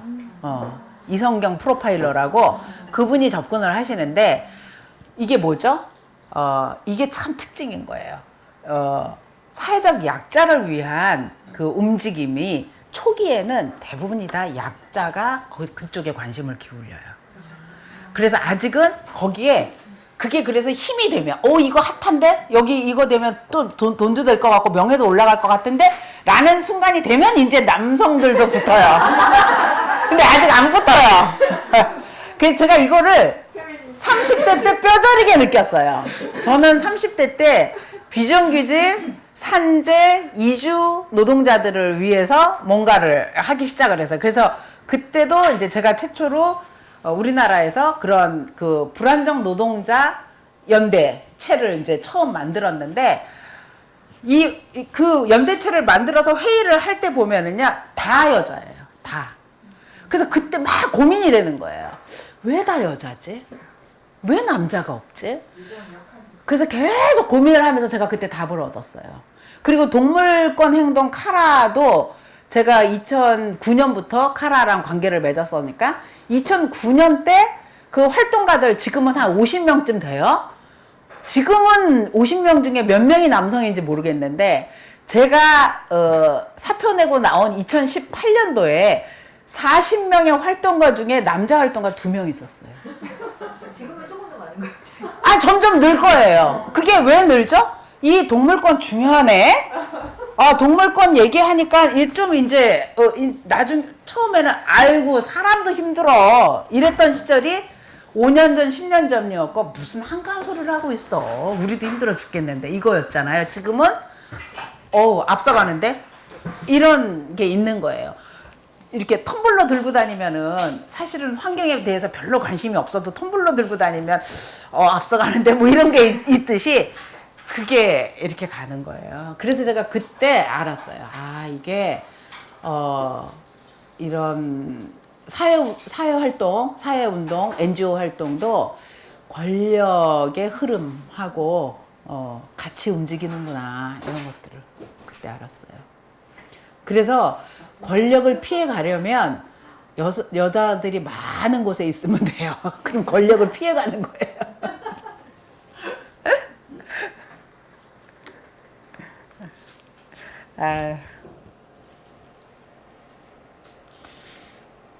제가 평택대학교에 강의를 하게 된 계기도 우리나라에서 사회복지 내에서 이거를 통합적으로 접근을 하는 사람 복지하고 여타의 생명 통합적인 복지를 접근하는 사람이 딱 2명밖에 없는 거예요. 그게 저하고 한국성서대학교라고 노원에 있어요. 한국성서대학교 사회복지학과에 김성호 교수님이라고 계세요. 저하고 그 교수님밖에 없어요. 그래서 이제 그러니까 김성호 교수님이 커버를 하다가 너무 안 되니까 너무 이제 이게 주문이 이제 폭주하는 거예요. 왜? 사회복지 스텝이 복지사가 됐어. 복지사가 돼서 기관에 근무를 하는데 독거노인이 쓰러졌는데 반려동물이 있어. 이 반려동물 어떻게 해야 되지? 이 스텝이 동물복지나 이런 쪽으로 접근된 게 하나도 없으면 아무런 컨트롤을 할 수가 없는 거예요. 자기 스텝으로서 개입 전략을 짤 수가 없어요. 점점 그런 일이 늘어나고 있는 거예요, 지금. 그러니까 이제 사회복지학과에서도 이거 통합복지 접근해야 된다. 그렇게 할 수 있는 분 필요하다 해서 이제 저한테 제안이 온 건데 그게 자연스럽게 제가 이제 아팠다가 이제 치료 끝나면서 복귀를 하게 되는 계기가 된 거예요. 네네. 제가 이따 사례도 말씀드리기는 할 거예요. 지금 아까 말씀드렸던 독거노인 쓰러지셨는데 그 반려동물 남겨 있을 때 이걸 어떻게 해야 되는 거지? 그런 거 실제로 카라로 그 상담이 들어온 거예요. 상담이 아니라 처음에는 이런 식이에요. 그 복지사가 전화를 하셔가지고 구청 소속 복지사가 전화하셔서 이 동물 좀 데려가세요. 이렇게 하신 거지. 그게 해결 방법이 아니거든요. 절대로 아니거든요. 그래서 그거를 이제 이따가 말씀드릴게요. 굉장히 해피하게 끝난 사례예요, 이거는. 그러면서 그 복지사도 이 경험을 딱 하고 나서 어떻게 접근해야 되는구나 이걸 아셨죠. 근데 이제 지금은 이렇게 후배 이제 복지사 되기 전에 이런 학생들하고 이렇게 계속 수업을 하다 보니까 내가 20대 때 이런 교육을 받았으면 어땠을까? 나는 점수 따는데 눈이 멀었을까? 관심은 없이 막 이러는데 진짜 관심 많이 있어 하고 좀 인기 과목이긴 해요. 요즘 친구들이 되게 관심 많더라고요. 저도 중학교 수업 들어가는데 그 친구들도 이 동물 행동이나 이런 쪽으로 관심 되게 많이 가지고 있어요. 그리고 학교에서도 이 약간 뭐라 그래야 되지? 친구들한테 따당하는 친구들 그런 친구들을 이 동물로 해서 치유 많이 돼요. 네, 네. 치유하는 거를 네. 프로그래밍화하고 네, 맞아요. 싶어하더라고요. 네, 네. 근데 아직 전문가가 그렇게 네. 많지 않아서 전문가도 많지 않고 그 전문가가 전문가일까? 네 맞아요. 네. 이거에 대한 공인된 검증 시스템을 갖고 있지 않은 거예요. 네. 그래서 그거를 이제 저도 사실 평택대학교하고 얘기할 때, 평택대학교가 뭘 하려고 하지 말고, 미국에 있는 테네시 대학교하고 협력 관계를 형성하자. 테네시 대학교가 제일 많이 발전했거든요. 동물매개 치료나, 그러니까 수의과 대학이 있는데, 그 수의과 대학에서 전문적으로 그걸 접근을 해요. 그래서 동물과 사람의 그 연결성, 이런 것들을 연구를 하는, 그래서, 잘 돼 있고 교육과정도 잘 돼 있으니까 그런 데하고 협력 관계를 맺어가지고 MOU를 맺어서 그쪽 프로그램을 그대로 다 받아라. 그대로 다 받아서 그걸 갖고 이쪽에서 양성하는 방식으로 하고 그래서 이 코스를 끝난 사람을 인증을 해주고 공인 인증기관이 없잖아요 지금. 그런 방식으로 하는 게 낫지 않냐. 이거를 우리는 개발 못한다 지금. 동물 행동학이 그렇게 발달되어 있지 않아요 우리나라가. 그렇기 때문에 지금 우리는 개발을 하려면 너무너무 오래 걸리고 돈도 너무 많이 들고 그런데 미국은 우리나라보다 동물복지가 100년 앞서고요. 영국하고 독일은 200년 앞서요. 그러니까 영국 최초의 동물 단체가 만들어졌을 때 우리나라는 추사 김정희가 활동하던 때예요. 그러면 얼마나 차이가 나는지 아시겠죠. 네. 추사 김정희 선생님이 살아계실 때 저쪽은 동물복지 단체가 만들어진 거예요. 그래서 그 동물복지 단체가 산하에 동물병원, 전국의 동물병원을 몇십 개를 갖고 있고요. 그래서 유기동물 치료 같은 거 다 하는 거고요. 그리고 유기동물 보호센터를 700곳에 지부해서 그거를 다 케어해요. 그리고 정부 보조금 안 받아요. 다 후원금 받는 거고 거기에 소속되어 있는 과학 연구자만 300명이에요. 그 과학 연구자 중에 당연히 수의사도 있고 생물학자도 있고 다 있죠. 예. 그 정도 하고 뭐 이게 그런 데서 만들어낸 그 프로그램인데 우리가 그거를 이 동물 운동 하시는 분이 또 그 좋은 게 그 철벽을 안 치세요. 한국의 동물을 위해서 뭐를 자료 좀 달라 뭐 그런 거 그냥 무조건 다 쏟아 부어. 다 공짜로 다 갖다 쓰라 그래요. 그리고 자비를 들여서 막 와요. 예. 그래서 카라를 막 와가지고 자기네가 먼저 교육을 시켜줄게. 너네 스텝을.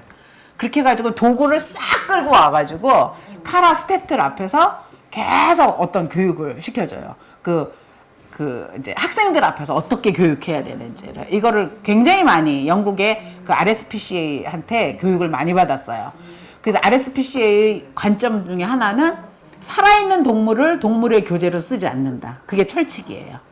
그래서 인형, 다양한 교구, 뭐 이런 것들이 너무 발달되어 있는 거예요. 그래서 잠자리를 우리는 여름방학으로 잠자리 채집하잖아요. 그런 교육이 잘못됐다는 거예요. 보살피는 교육이 들어가야 되는데 잡고 분해하는 교육이 계몽주의에서 먼저 들어간 거죠. 예. 근데 그 교구들이 어떻게 발달되어 있냐 하면은 잠자리를 알기 위해서 잠자리의 눈을 프리즘이 돼 있는 그 렌즈를 만들어 있더라고요. 그래서 그걸 내 눈에 이렇게 갖다 대면 내가 잠자리처럼 보는 거야 이제 사물을. 와 그거 이렇게 이렇게 봤는데 잠자리 눈이 360도를 보잖아요. 그러니까 그걸 체험하는 거예요. 그 렌즈를 만든 걸로.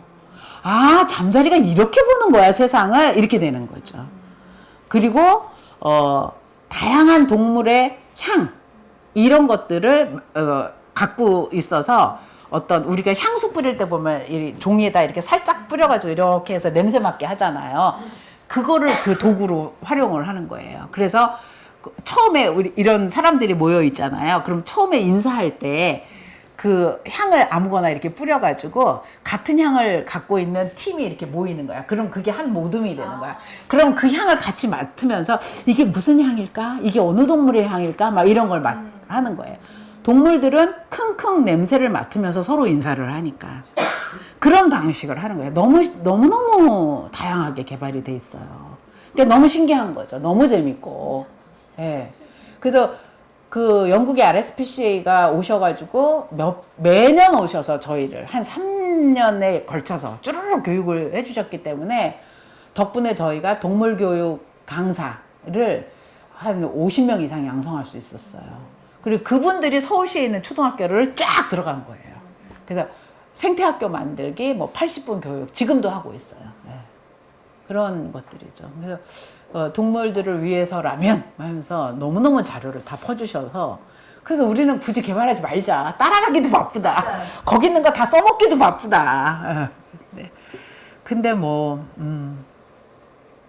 할 거 많죠. 그래서 제가 카라 있을 때는 어쩔 수가 없어요. 다 한국 최초야. 뭘 해도. 조수미 선생님이랑 같이 동물보호교육센터를 만들었죠. 그게 이제 마포 서교동에 있는 더불어숨. 신영복 선생님이 돌아가시기 전에 마지막으로 글 써주셨어요. 더불어숨 이렇게. 그 센터를 오픈을 한 것도 마포에다가 오픈한 거는 이게 주민들이 의식이 뒷받침되지 않으면 민원거리다 지금. 도심 가운데 동물과 관련된 단체가 있다는 거는 여전히 민원거리다. 그런데 주민자치나 이런 것들이 조금 발달되어 있는 곳이 어딜까 하고 들여다봤더니 성북구, 마포구, 은평구 여기가 딱 찝히는 거예요. 그래서 은평구를 가봤더니 여긴 서울이 아니야. 여긴 경기도야. 너무 먼 거예요. 그때 벌써 2013년도에 그 교육센터를 오픈했으니까 벌써 이제 10년 다가가잖아요. 너무 여기는 이제 X. 그리고서 성북구를 가봤더니 괜찮은데 너무 올드해요. 그러니까 40대 이상의 주부들의 거리더라고요, 거기는. 예. 근데 동물 운동을 하는 분은 굉장히 미래 세대예요. 20, 30대 젊은 여성이 타겟이에요. 예. 그런 것들을 이제 염두에 두고 이제 마포구에 왔더니 딱 맞는 거예요, 여기가. 그래서 무조건 마포구다. 그래서 마포구를 제가 한 달을 뒤졌어요. 그 건물을 사기 위해서. 그래가지고 건물을 샀죠. 뭐 은행이 사준 거지. 그래도 임대를 해서 하는 것보다는 그게 저희한테는 이익이었어요. 예. 그래가지고 건물을 사서 동물보호교육센터라는 걸 최초로 이제 설립을 했는데 조수미 선생님이 1억 5천 주셨고 이효리가 1억 5천을 냈고 예, 그 뒤로도 많이 냈어요. 예, 많이 내고 오픈을 하면서 그래서 1층은 입양 카페인데 동물들이 뛰어노니까 입양하시고 싶으신 분 오셔서 뛰어노는 동물들 보면서 눈 맞춤 하셔라. 이런 거. 2층은 동물병원, 3층은 동물도서관. 이 도서관 이름이 킁킁이에요. 킁킁 도서관. 근데 뭐 이런 식으로 이렇게 했고, 그리고서는 이제 2017년에 지금은 파주에 있는데 유기견 보호소, 예, 유기동물 보호소를 파주에 이제 짓기 시작을 했죠. 예, 그렇게 해가지고 거기가 우리나라에서 시설이 제일 좋은데 욕 많이 먹었어요. 우리나라 현실에 꼭 그렇게 시설 좋은 걸 줘야 되겠냐. 그 돈이면 차라리 더 이렇게 열악한 사설보호소를 더 도와주는 게 낫지 않냐. 이런 욕 많이 먹었어요. 그래서 근데 이제 저는 하다가 제가 이제 아파서 손을 놓고 그거를 하기 위해서 독일까지 갔다 왔는데 이제 앞선 나라들 보느라고. 근데 그거 일리 있어요. 그런 문제 제기 하시는 거. 충분히 의미 있고, 그래, 지금 당장 사료가 없어서 쩔쩔매는 유기견 보호소들이 있는데, 그리고 막 자원봉사자들한테 목매여 있는 데 있는데 몇십억 들여서 이거를 유기견 보호소를 짓는다고 해가지고 뭐 우리나라 유기동물 문제가 싹 한 방에 해결될 것도 아니고, 당연히 그런 문제인식이 있을 수 있는데, 이제 카라의 문제인식은 뭐냐 하면 계속 샘플을 만들어야 된다. 모델을 만들어야 된다. 유기동물의 보호소라고 해서 후진 거로 만들면 정부가 그렇게 따라간다. 우리가 이렇게 모델을 만드는 이유는 앞으로 국가가 지어야 될 유기견 보호소는 적어도 이 정도는 돼야 된다. 민간이 정부 돈 단 1원도 없이 이렇게 지었다면 정부는 이거보다 더 좋게 지어야 되는 거 아니냐. 그런 모델을 계속 만드는 역할을 해야 된다고 생각을 했기 때문에 그렇게 한 거예요. 근데 잘했는지 저는 개인적으로 아직 답은 못 얻었어요. 좀 더 가봐야 될 것 같아요. 이게 좋은 선택이었을까? 뭐 이런 거. 처음에 20억으로 시작했다가 너무나 많이 돈이 들어가지고 모든 건물은 지으면서 돈이 들어.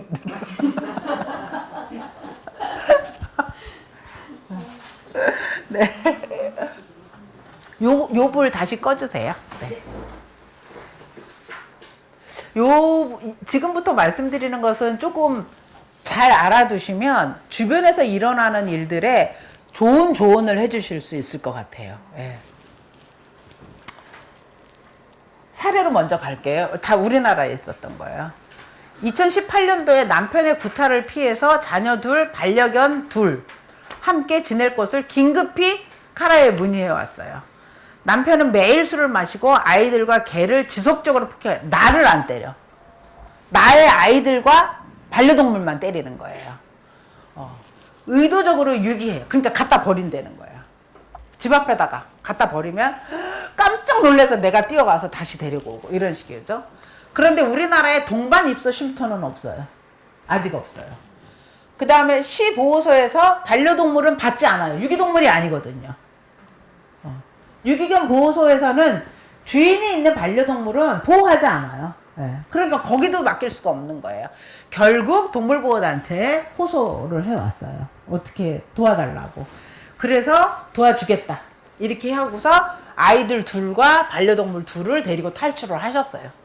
근데 이분 말을 들어보면 자기가 아이를 때리고 동물을 때릴 때 더 격앙된 모습을 보이니까 그거를 노리고 계속 나는 안 때리고 나는 맞아봤자 그냥 찍소리 안 하고 맞고 있고 반응 없이 이러니까 때리는 사람이 액션 리액션이 없는 거죠. 느낌이 없으니까 아이들 때리면서 그냥 안 돼! 소리 막 지르니까 그래서 계속 아이들과 동물 개를 때린 거로 나는 안다 이렇게 얘기를 하시더라고요. 예.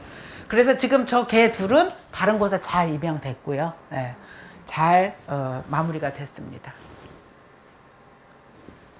효린의 민박 이거 한때 굉장히 유명했던 프로그램이잖아요. 이효리가 그 민박객들 받아가지고 근데 그 효린의 민박에 그 강아지들 많이 키우잖아. 그게 다 그 순심이는 얘가 순심인데 순심이는 작년인가 죽었죠. 예. 순심이를 안성에 있는 평강공주 보호소라는 곳에 정기적으로 봉사활동 다녔어요. 이효리님이.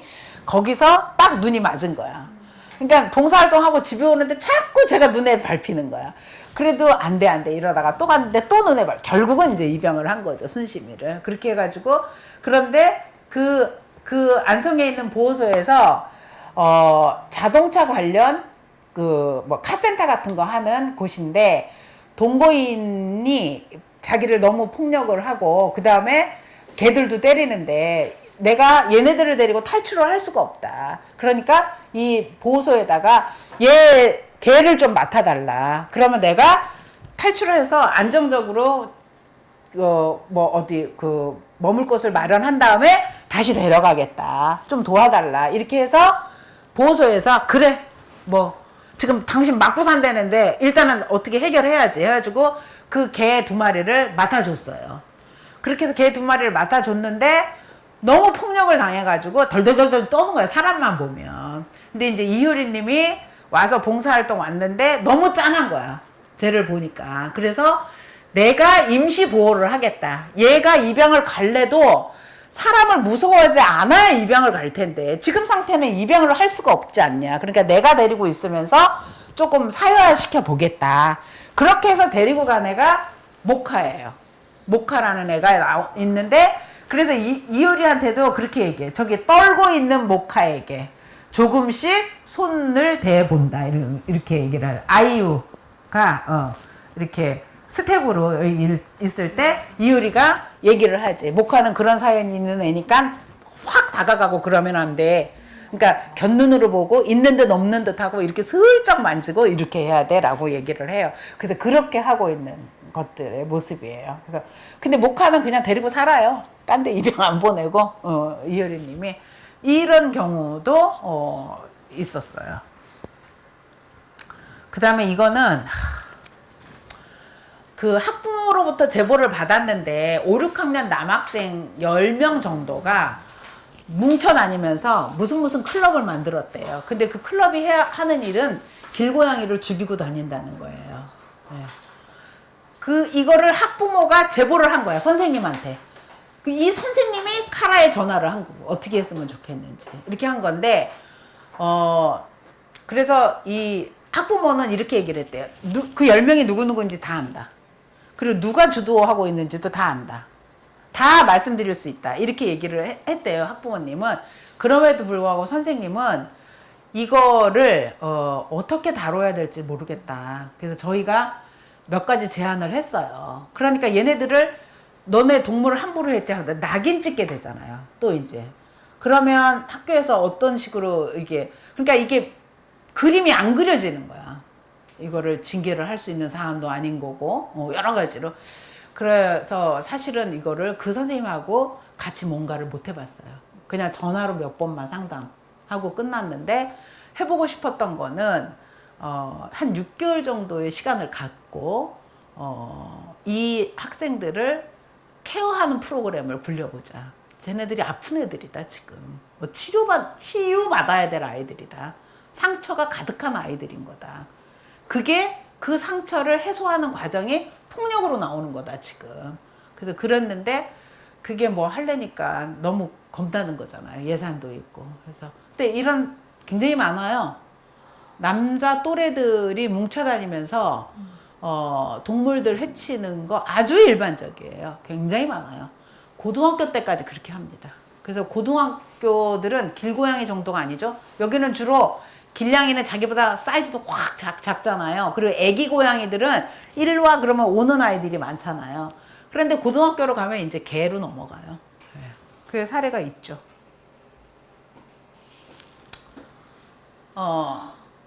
고등학교 남학생 7명이 18마리가 확인된 것만 18마리인 거예요. 그러니까 더 많았을 거예요. 그러니까 이제 어떻게까지 갔냐 하면은 길거리를 배회하는 유기견만 그렇게 한 게 아니에요. 이웃집 개를 훔쳐서 죽인 거예요. 이 난리가 났죠. 그런데 이런 사건이 벌어졌을 때 얘네들을 어떻게 할 거냐는 거예요. 그 프로그램 아무것도 없어요, 우리나라. 분명히 생명을 해쳤단 말이에요. 이 생명을 해친 것에 대해서 이 아이들이 무슨 문제가 있고 자기의 잘못을 어떻게 알아야 되는 거고, 그래서 이후에는 이런 행동을 하지 않게끔 할 수 있는 것이 우리나라 프로그램 아무것도 없다는 거예요. 지금 현재까지 아무것도 없어요. 네. 너무 심각하지 않아요? 이 어른들이 너무 심각한 거 아니에요? 네. 이런 게 벌어지고 있는데도 아무것도 없다는 게 너무 끔찍한 거예요. 이 현실이. 네. 강호순, 이영학 알죠? 어금니 아빠. 다 연쇄살인범들이잖아요. 네. 자기네들이 이렇게 실토를 해요. 개를 많이 죽이다 보니 사람을 죽이는 것도 아무렇지도 않게 됐고 어쩌고 저쩌고. 이거를 있는 그대로 다 믿으실 필요는 없어요. 대부분의 연쇄살인범이 나는 개 많이 죽였어 이렇게 얘기하는 게 어깨 뻥 들어가서 얘기하는 경우도 많잖아요. 자기의 범죄를 그게 얼마나 대단한 거라고. 근데 어쨌든 죽였을 가능성은 매우 높은 거죠. 6마리를 둔기로 때려 죽였대잖아요. 이게 시베리안 허스키네요. 이건 이제 해외, 우리나라는 데이터가 없으니까. 미국의 연쇄살인범은 100% 동물학대 이력을 갖고 있어요. 이 연구도 연구적으로는, 연구 방법론으로는 약간 문제는 있어요. 뭐죠? 범죄자를 먼저 딱 잡고 그 범죄자의 과거 행적을 추적한 거잖아요. 그리고 이 사람의 자기 고백을 근거로 지금 하는 거잖아요. 그러니까 이게 사실일까 아닐까? 뭐 이런 것들을 조금 연구적으로는 약간 한계는 있지만 반을 감안하더라도 동물학대력이 계속 확인이 된다는 거죠. 그래서 말씀드렸던 대로 2005년부터 FBI가 동물학대 전과를 예측 지표로. 어떤 예측 지표? 반사회적 범죄의 예측 지표로 따로 수집을 합니다. 이제 앞에 말씀드렸던 이 사례로 우리는 정리를 해볼게요. 그 이효리하고 그 다음에 그 자녀하고 이렇게 1, 2는 때리는 남자는 아내도 아이도 때린다는 거예요. 예. 변하지 않아요. 예. 아내를 때리고 아이도 때리는 사람은 거꾸로도 되는 거예요. 그 집안에 반려동물이 있으면 동물도 때린다. 예. 이렇게 되는 거예요. 그 다음에 3, 4는 또래 집단이죠. 또래끼리는 집단적으로 동물학대를 저지른다는 거예요. 굉장히 중요한 의미가 있어요. 이런 것들이. 그 다음에 5, 6은 강력범죄와 긴밀한 연관성이 있다. 사람을 대상으로 하는 강력범죄 이런 거를 우리가 알 수 있죠. 이 사례들에서. 예. 1, 2번에서는 가정폭력의 특징이 뭐죠? 가정폭력의 특징은 가족 내의, 가족이라는 게 뭐예요? 가족은 한쪽으로 말하면은 굉장히 친밀한 공간이기도 하고 은밀한 공간이기도 하고 한쪽으로 얘기를 하면은 굉장히 위계적인 공간이기도 해요. 아버지, 엄마, 자녀 매우 위계적인 공간인 거예요. 그거는 그 가정 이거가 뭐가 좋은 장점이다 단점이다 이런 문제가 아니라 가족이라는 가족 자체가 갖고 있는 특성이에요. 그게. 가족은 위계적이고 은밀한 공간이다는 점이 이미 가족이 갖고 있는 거예요. 그 위계적인 것 때문에 거기에 폭력이 들어오면 위계의 순서대로 폭력에 노출되게 돼 있다는 거죠. 근데 대부분의 집에서 반려동물은 위계의 맨 마지막에 있죠. 어떤 집이 뭐 반려동물을 나는 뭐 300만 원짜리 뭐를 해주고 뭐 이렇다고 해서 위계 위에 있는 거 아니에요. 예. 그거는 내가 좋아서 그렇게 하는 거예요. 동물의 포지션이 그 위에 있는 거하고는 아무런 상관이 없어요. 예. 여전히 동물의 포지션은 아래에 있는 거예요. 300만 원을 들여서 내가 하니까 너는 이거를 받아 이렇게 되는 거니까 그 객체로서의 동물이라서 그래서 아래에 있기 때문에 그 폭력이 시작이 되면 아래에 있는 위계 질서에 있는 존재들한테는 다 폭력이 진행이 된다는 거죠. 그리고 3, 4는 그 또래 집단에서 무언가의 의미를 키우고 있는 거예요. 뭐냐면 또래를 이렇게 자기네들끼리 또래를 묶어서 막 다닌다고 해요. 그러면 이거를 왜 그 클럽에 누군가 가입하고 싶어 하고 또는 너는 우리 클럽에서 나가 뭐 이런 식으로 배제를 한다면 그 클럽 내에서 뭔가 원하는 게 있는 거잖아요. 내가 들어간다면. 그런데 여자 아이들이 또래를 만들어 가지고 동물을 죽이고 다니는 사례는 없어요. 남자 아이들은 이렇게 하는 거예요. 그럼 뭐죠? 네. 힘을 키우는 거예요. 난 강한 남자야. 네. 그 남자 또래 집단은 그 또래 집단 내에서 이 사회가 요구하는 남성성을 배우는 거예요. 약한 거는 내가 통제할 수 있어. 내가 제압할 수 있어. 그거를 몸으로 훈련하는 중인 거예요, 지금. 그래서 첫 번째 사례 1, 2든 3, 4든 5, 6이든 전 세계적 공통적으로 나타나는 현상이에요. 우리나라만 나타나는 거 아니고요. 네. 5, 6은 강력범죄하고의 연관성 이거는 약간의 논란이 있죠. 어렸을 때 동물을 했다고 해서 무조건 다 강력범죄자가 되는 건 아니다. 당연히 그렇죠. 오히려 강력범죄자가 안 되는 비율이 훨씬 높죠. 아니 어렸을 때 동물학대하는 아이들은 엄청 많거든요. 아파트 위에 올라가가지고 병아리 뚝 떨어뜨리는 아이들. 호기심 반. 그 다음에 집에 어항이 있는데 손 쑥 집어서 물고기 꽉 잡는 애. 그 다음에 물고기를 꽉 잡는 것도 해서 물고기를 이렇게 건져내서 커터칼로 이렇게 자르는 애. 엄청 많아요 이런 것들. 그러니까 그 다음에 학교에서 막 부추기잖아. 곤충 채집해와 막 이런 식으로. 예. 그러니까 어렸을 때는 의도하든 의도하지 않든 우리가 동물학대를 배우게끔 되어 있어요 이 사회가. 그래서 이 개인의 문제라고 보기가 너무나 어려운 거예요. 그런데 이게 문제구나 하는 거를 많이 알게 되면서 이런 건 안 할래? 뭐 이렇게 해서 이제 쭉 그래서 강력범죄자로 안 되는 케이스가 훨씬 더 많다고 봐야죠. 예.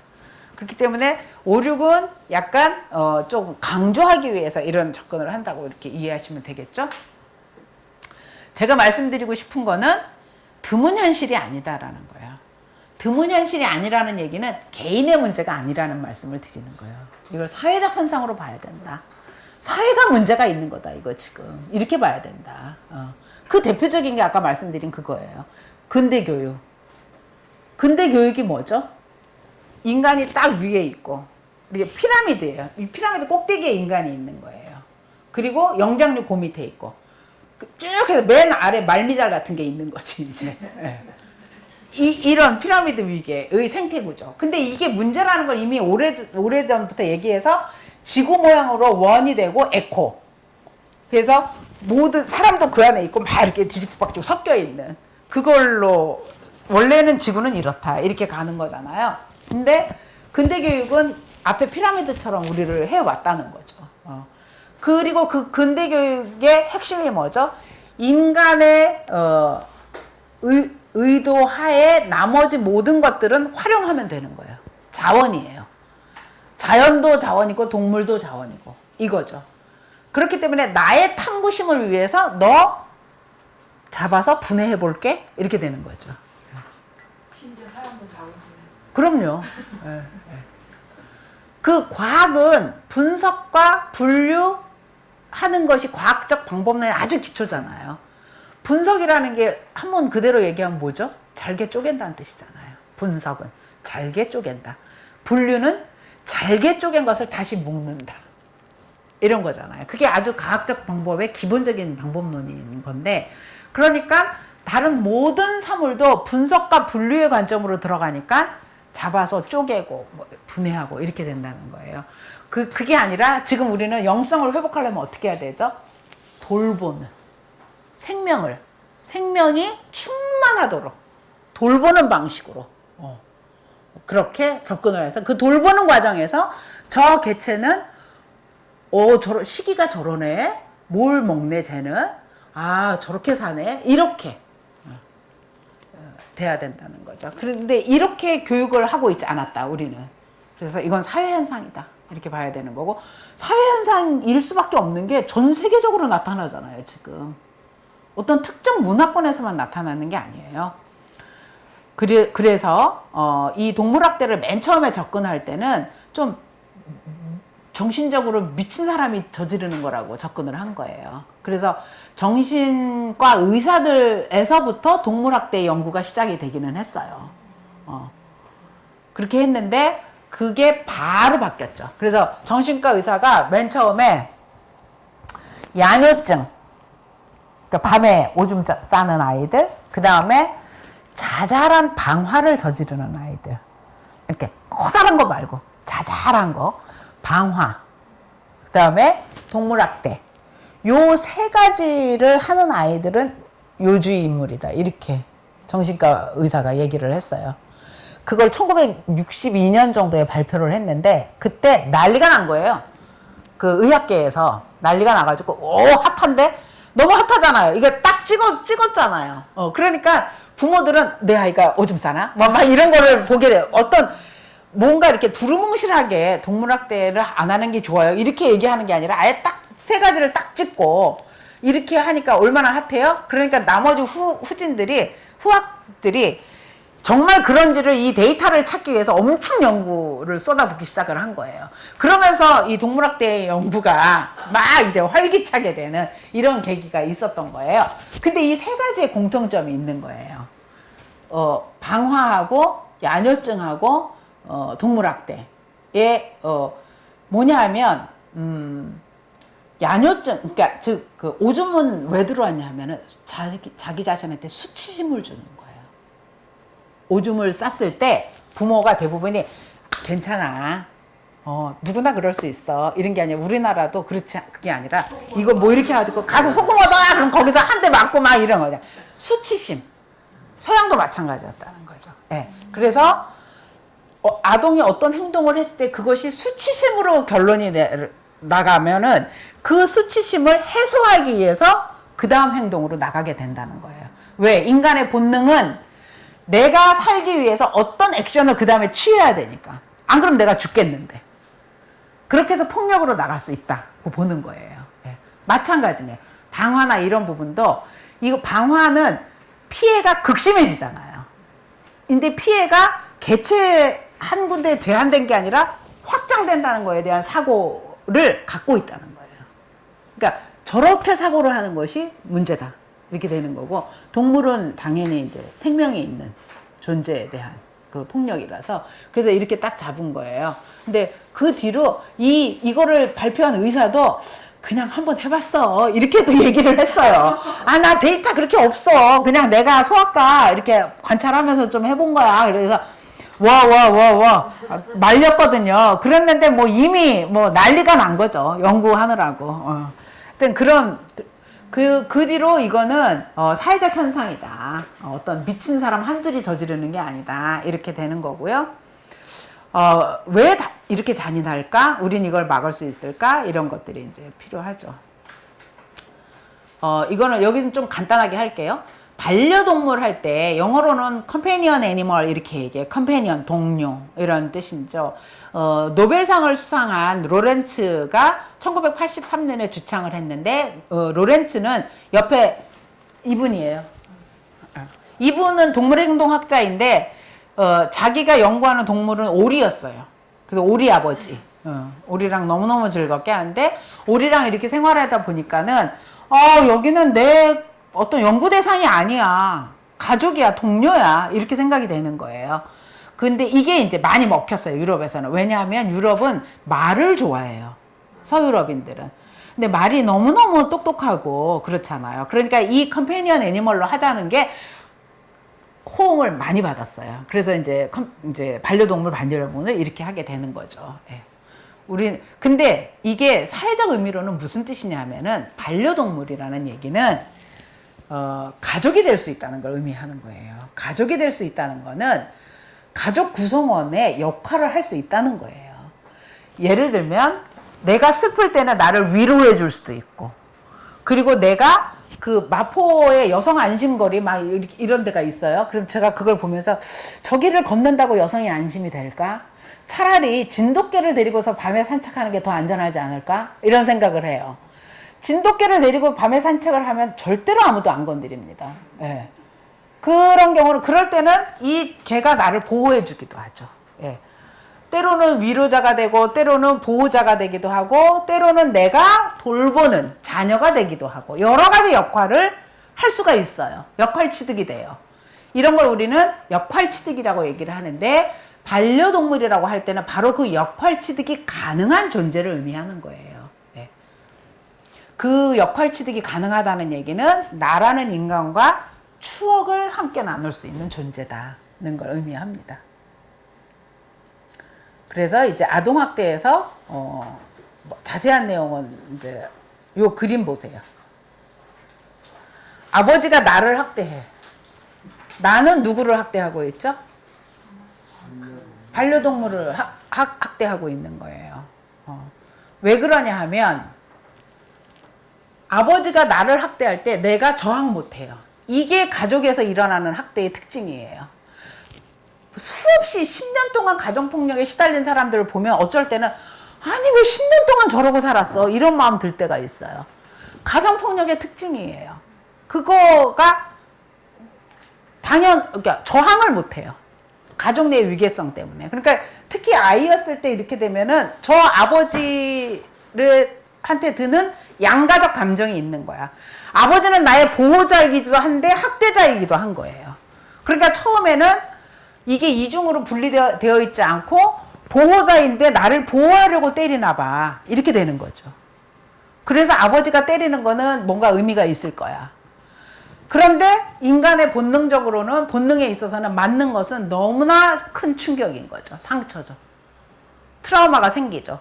그것을 안고서는 살 수가 없는 거예요. 그 아이는. 어떤 형태로든지 자기 감정을 터뜨려야 되는 거예요. 그게 자기보다 약한 존재한테로 가는 거예요. 그대로. 그래서 여기서는 피해자고 여기서는 가해자가 되는 거예요. 모든 폭력에서는 가해자가 피해자가 되기도 하고요. 피해자가 가해자가 되기도 해요. 그래서 가정폭력을 할 때, 만약에 남성 파트너가 여성 파트너를 때렸다. 그때 남성 파트너를 가해자로만 딱 규정 짓는 거는 문제가 있어요. 그러면 그게 교정이 안 됩니다. 그 가해자는 피해자일 수 있는 거예요. 더 큰 테두리 내에서 어떤 피해자인가를 또 잡아줘야 돼요. 예. 마찬가지예요. 그래서 이런 것들이 이렇게 일어난다는 거예요. 그래서 전 세계적으로 해봤더니 동물을 학대하는 행위의 남녀 구분에서 압도적으로 남자가 많더라는 거예요. 그래서 동물 학대는 성차별적이다라는 용어가 나오는 거예요. 동물 학대를 할 때 암컷을 때리고 수컷은 안 때리고 이런 뜻이 아니라 동물을 학대하는 가해자가 젠더성이 있다. 즉 남여의 성별 차이가 너무 극심하게 나타난다는 거를 전 세계 공통이에요. 이게 그거를 얘기를 하는 거예요. 그래서 만약에 동물을 학대하는 어떤 아동이 있다. 그러면 어떻게 해야 되죠? 무슨 문제가 있지? 얘가 지금 어디가 아픈 거지? 어떻게 관찰해 들어가야 되지? 무슨 질문부터 해야 되지? 이렇게 시작돼야 된다는 거예요. 예. 미국에서 최초의 아동 보호 사건이 동물 학대 때문에 발전하기 시작했어요. 미국에서 아동학대 방지 협회가 없었을 때 아동학대 방지 협회라는 게 이제 만들어지기 시작을 했는데 그 계기가 뭐냐 하면은 미국 동물학대 방지 협회를 설립한 헨리 버그가 어떤 변호사와 같이 8살 메리를 동물학대와 아동학대가 발생하는 집에서 떼어내도록 했다는 거예요. 그러니까 그 학대가 일어나는데 그 집에 동물이 있었고 메리도 있었던 거야. 둘 다 맞고 있었던 거야. 그때 동물 보호단체가 변호사랑 같이 개입하면서 동물과 아이를 같이 구출해 나갖고 온 거예요. 같이 구출해 나오면서 그 뒤에 이거 폭력에 같이 노출됐네 이런 것들이 확인이 되면서 최초의 미국의 아동학대 방지 협회가 만들어지는 계기가 되는 거예요. 즉 동물 보호하는 단체에 의하여 아동 학대 방지 협회가 만들어지는 계기였다는 거예요. 이런 것들을 질문을 해야 돼요. 예를 들면 지금 반려동물과 함께 살고 있어? 정말 아끼던 반려동물을 잃은 적이 있어? 어떻게 잃었어? 반려동물이 다친 적은 있어? 반려동물한테 나쁜 일이 일어날까봐 걱정한 적 있어? 어떤 일이었는데? 그리고 혹시 반려동물을 다치게 하겠다고 위협하던 적은 있어? 뭐 이런 질문들이 우리는 돼야 돼요. 근데 이런 질문들을 안 한다는 거죠. 어디에서도. 이게 청소년 상담이나 이런 게 다 있지 않나요? 학교마다? 근데 거기서 근무하시는 분이 이런 질문을 안 하신다고요. 그 모든 질문에 10대와 10대 이하, 그러니까 어린이부터 하여튼 10대까지의 모든 상담의 질문에 동물과 관련된 질문이 들어가야 된다는 거예요. 사회복지에도 이제 동물복지하는 상담국 생겨야겠네. 그러니까 굳이 동물복지라고 하지 말고 그냥 반려동물과 관련된 항목을 넣어야 된다는 거예요. 예. 그걸 넣어서 그 질문을 통해서 은폐된 폭력이 노출되게 해야 된다는 거예요. 충분히 가능해요. 이제 이거는 강력범죄하고의 연관성이 있죠. 뭐 엄청 연관이 많다는 게 확인이 됐어요. 자기에게는 직접 못해도 이렇게 얘기하면 훨씬 동물을 매개로 하고 그래서 질문을 그렇게 하는 거예요. 혹시 어떤 동물이 다치는 것들을 본 적은 있어? 뭐 막 이런 너가 했어? 뭐 이런 거는 뭐 질문하면 안 돼요. 그러니까 질문에 대한 스킬도 많이 필요한데 너무 감사하게도 저 앞선 나라들이 다 해놨어요. 근데 가져오면 돼요. 그럼 그 심정을 끄잡아낼 수가 있겠다. 아주 잘 돼요. 그래서 동물을 가운데 놓고서 상담을 하게 되면 라포가 금방 형성돼요. 그러니까 심리적 저항이 바로 사라지잖아요. 맨 처음에 동물 매개 치료를 영국이나 미국에서 처음 만들어진 계기도 소아과 의사로부터 시작된 거예요. 그러니까 소아과 의사가 병원으로 출근할 때 자기의 대형견 반려견을 그 어떻게 할 수가 없어 데리고 출근을 한 거예요. 그래서 데리고 출근을 하는데 진료실 안까지 데리고 갈 수는 없잖아요. 그러니까 이 대기실에다가 뭐 리트리버는 착하니까 대기실에다 놔둔 거야. 그래서 자기는 진료를 보는데 그러다가 이렇게 봤는데 애들이 그 반려동물하고 막 이렇게 친해지고 하니까 훨씬 병원이 분위기가 좋아지고 아이들이 병원에 대한 거부감을 다 죽이고 완전히 편해진다는 걸 발견을 한 거예요. 그래서 그게 동물 매개 치료로 연결이 돼요. 예. 우연히. 예. 근데 거꾸로 이게 치료로 했을 때는 이게 잘 되잖아요. 근데 또 다른 한쪽에서는 아동 성폭력이나 그쪽에서는 되게 주의하라는 이야기를 또 하거든요. 동물의 그루밍 방법을 그대로 아이들한테 적용을 하기 때문에 특히 동물을 데리고 있는 낯선 남자를 조심하라는 이야기를 할 정도로 그것도 같은 얘기인 거예요. 같은 맥락. 동물을 그만큼 사람이 무장해제하게 만든다는 얘기 측면에서 같은 맥락인 거예요. 근데 저는 개인적으로 동물을 매개로 어떤 수단화하는 거에 대해서는 기본적으로 반대해요. 예. 동물 매개 치료가 그래서 명백한 검증 절차 들어와야 된다. 이거 하시는 분들 이런 거고 카라는 그래서 수없이 많은 활동을 했지만 동물 매개 치료 같은 활동은 하지 않아요. 앞으로도 아마 하지 않을 거예요. 카라는. 예. 굉장히 위험하거든요. 예. 정말로 검증되지 않으면 해서는 안 되는. 예.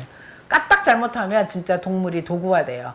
그런데 확실히 동물이 그 가족의 역할을 취득할 수 있을 것처럼 위로자인 동물의 캐릭터가 있긴 있어요. 특성상 진짜 낯선 사람 좋아하고 낯선 사람한테 가가지고 꼬리치면서 가가지고 막 하는데 그때 그 에너지가 막 발산이 되는 거야. 걔가 지치는 게 아니라 그런 개가 있긴 있어요. 그러니까 그런 개들이 해야 되는 거예요. 예. 사람도 있어요. 제 바로 위에 언니가 요가 선생님인데 뭐 수지침도 놓고 이런 선생님인데 저희 언니는 사람을 치료하면서 에너지를 받아요. 그러니까 그걸 계속 하는 거예요. 그래서 안 힘들어 언니? 막 나는 근데 사람들 이렇게 하면은 내가 좀 편해져. 이렇게 얘기를 해요. 성취감. 예, 아니 몸이 좋아진대요. 몸이 그러니까 보통은 에너지가 이렇게 자기 기가 이렇게 뺏긴다고 얘기를 하잖아요. 그러니까 그런 분은 오래 치료하시면 안 돼요. 제가 그래서 여성 상담을 하다가 제가 그만뒀거든요.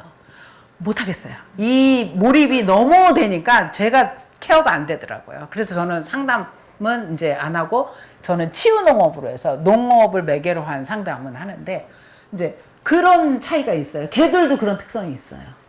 그래서 딱 봤을 때 그래서 너무 동물 매개 치료는 다 동물을 수단으로 만드는 거야. 이것도 너무 극단적이고 동물을 이용해서 사람한테 도움이 되니까 동물 매개 치료 너무 좋아 너무 좋아 이것도 너무 극단적이고 근데 양쪽 다 좋지 않다. 정확하게 그런 능력을 갖고 있는 개체가 굉장히 고도로 훈련된 전문가에 의해서 진행이 되면 굉장히 좋은 효과가 나온다. 예, 그건 맞습니다. 그래서 여기 이제 반려동물에 저희는 집중을 하는 거잖아요. 가정폭력에서 일어나는 동물학대는 다 반려동물이잖아요. 그래서 이 가족이라서 사랑받고 가족이라서 두드려 맞는 거예요. 가족이 아니면 두드려 맞지 않아요. 경비견으로 데려다가 저 대문 바깥에다가 항상 묶어놓는 개면은 가정폭력이 일어났을 때 거기까지 뛰쳐나가가지고 개를 꼭 패고 이러지는 않는다는 거예요. 가족의 연장선에서 이렇게 된다는 거예요. 네. 그래서 맨 마지막 거 동물학대는 반드시 인간과의 상호작용과 맥락 속에서 발생한다는 게 특징인 거예요. 네. 그렇기 때문에 동물학대를 주목을 하면 그 동물학대에 연루된 사람들의 상태가 드러나게 된다는 거예요. 네. 무조건. 그래서 연결되어 있는 거죠. 아까 말씀드렸죠? 여성단체는 이런 문제를 어떻게 해결해야 되는지 감당이 안 된다. 현재까지도 감당을 못하고 있죠. 네. 반려동물이 있는 집에서는 80%가 동물도 학대당했다고 해외에서는 다 조사가 됐어요. 네. 이건 아까 말씀드린 거예요. 가해자의 압도적 다수가 남성. 왜 그러죠? 그 사회에서 남성은 강해야 돼. 강해야 돼. 통제력이 있어야 되고 힘이 있어야 돼. 이런 식으로 계속 문화가 훈육이 돼서 그렇다는 거예요. 예, 여성한테는 그러지 않잖아요. 넌 여성스러워야 돼. 막 이렇게 나오니까. 그거의 반영이다. 이게 지금 이런 거고요. 그래서 동물에 대한 태도도 달라요. 동물을 학대를 한 직접 가해 경험이 있는 남학생은 동물 학대에 대해서 별거 아닌 거로 생각을 해요.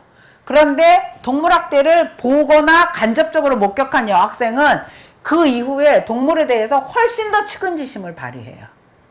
너무 짜네 이렇게 바뀐다는 거예요. 태도도 완전히 달라져요. 네. 어떤 연구자는 이렇게도 얘기했습니다. 골든 스탠다드다. 결정적 징후다.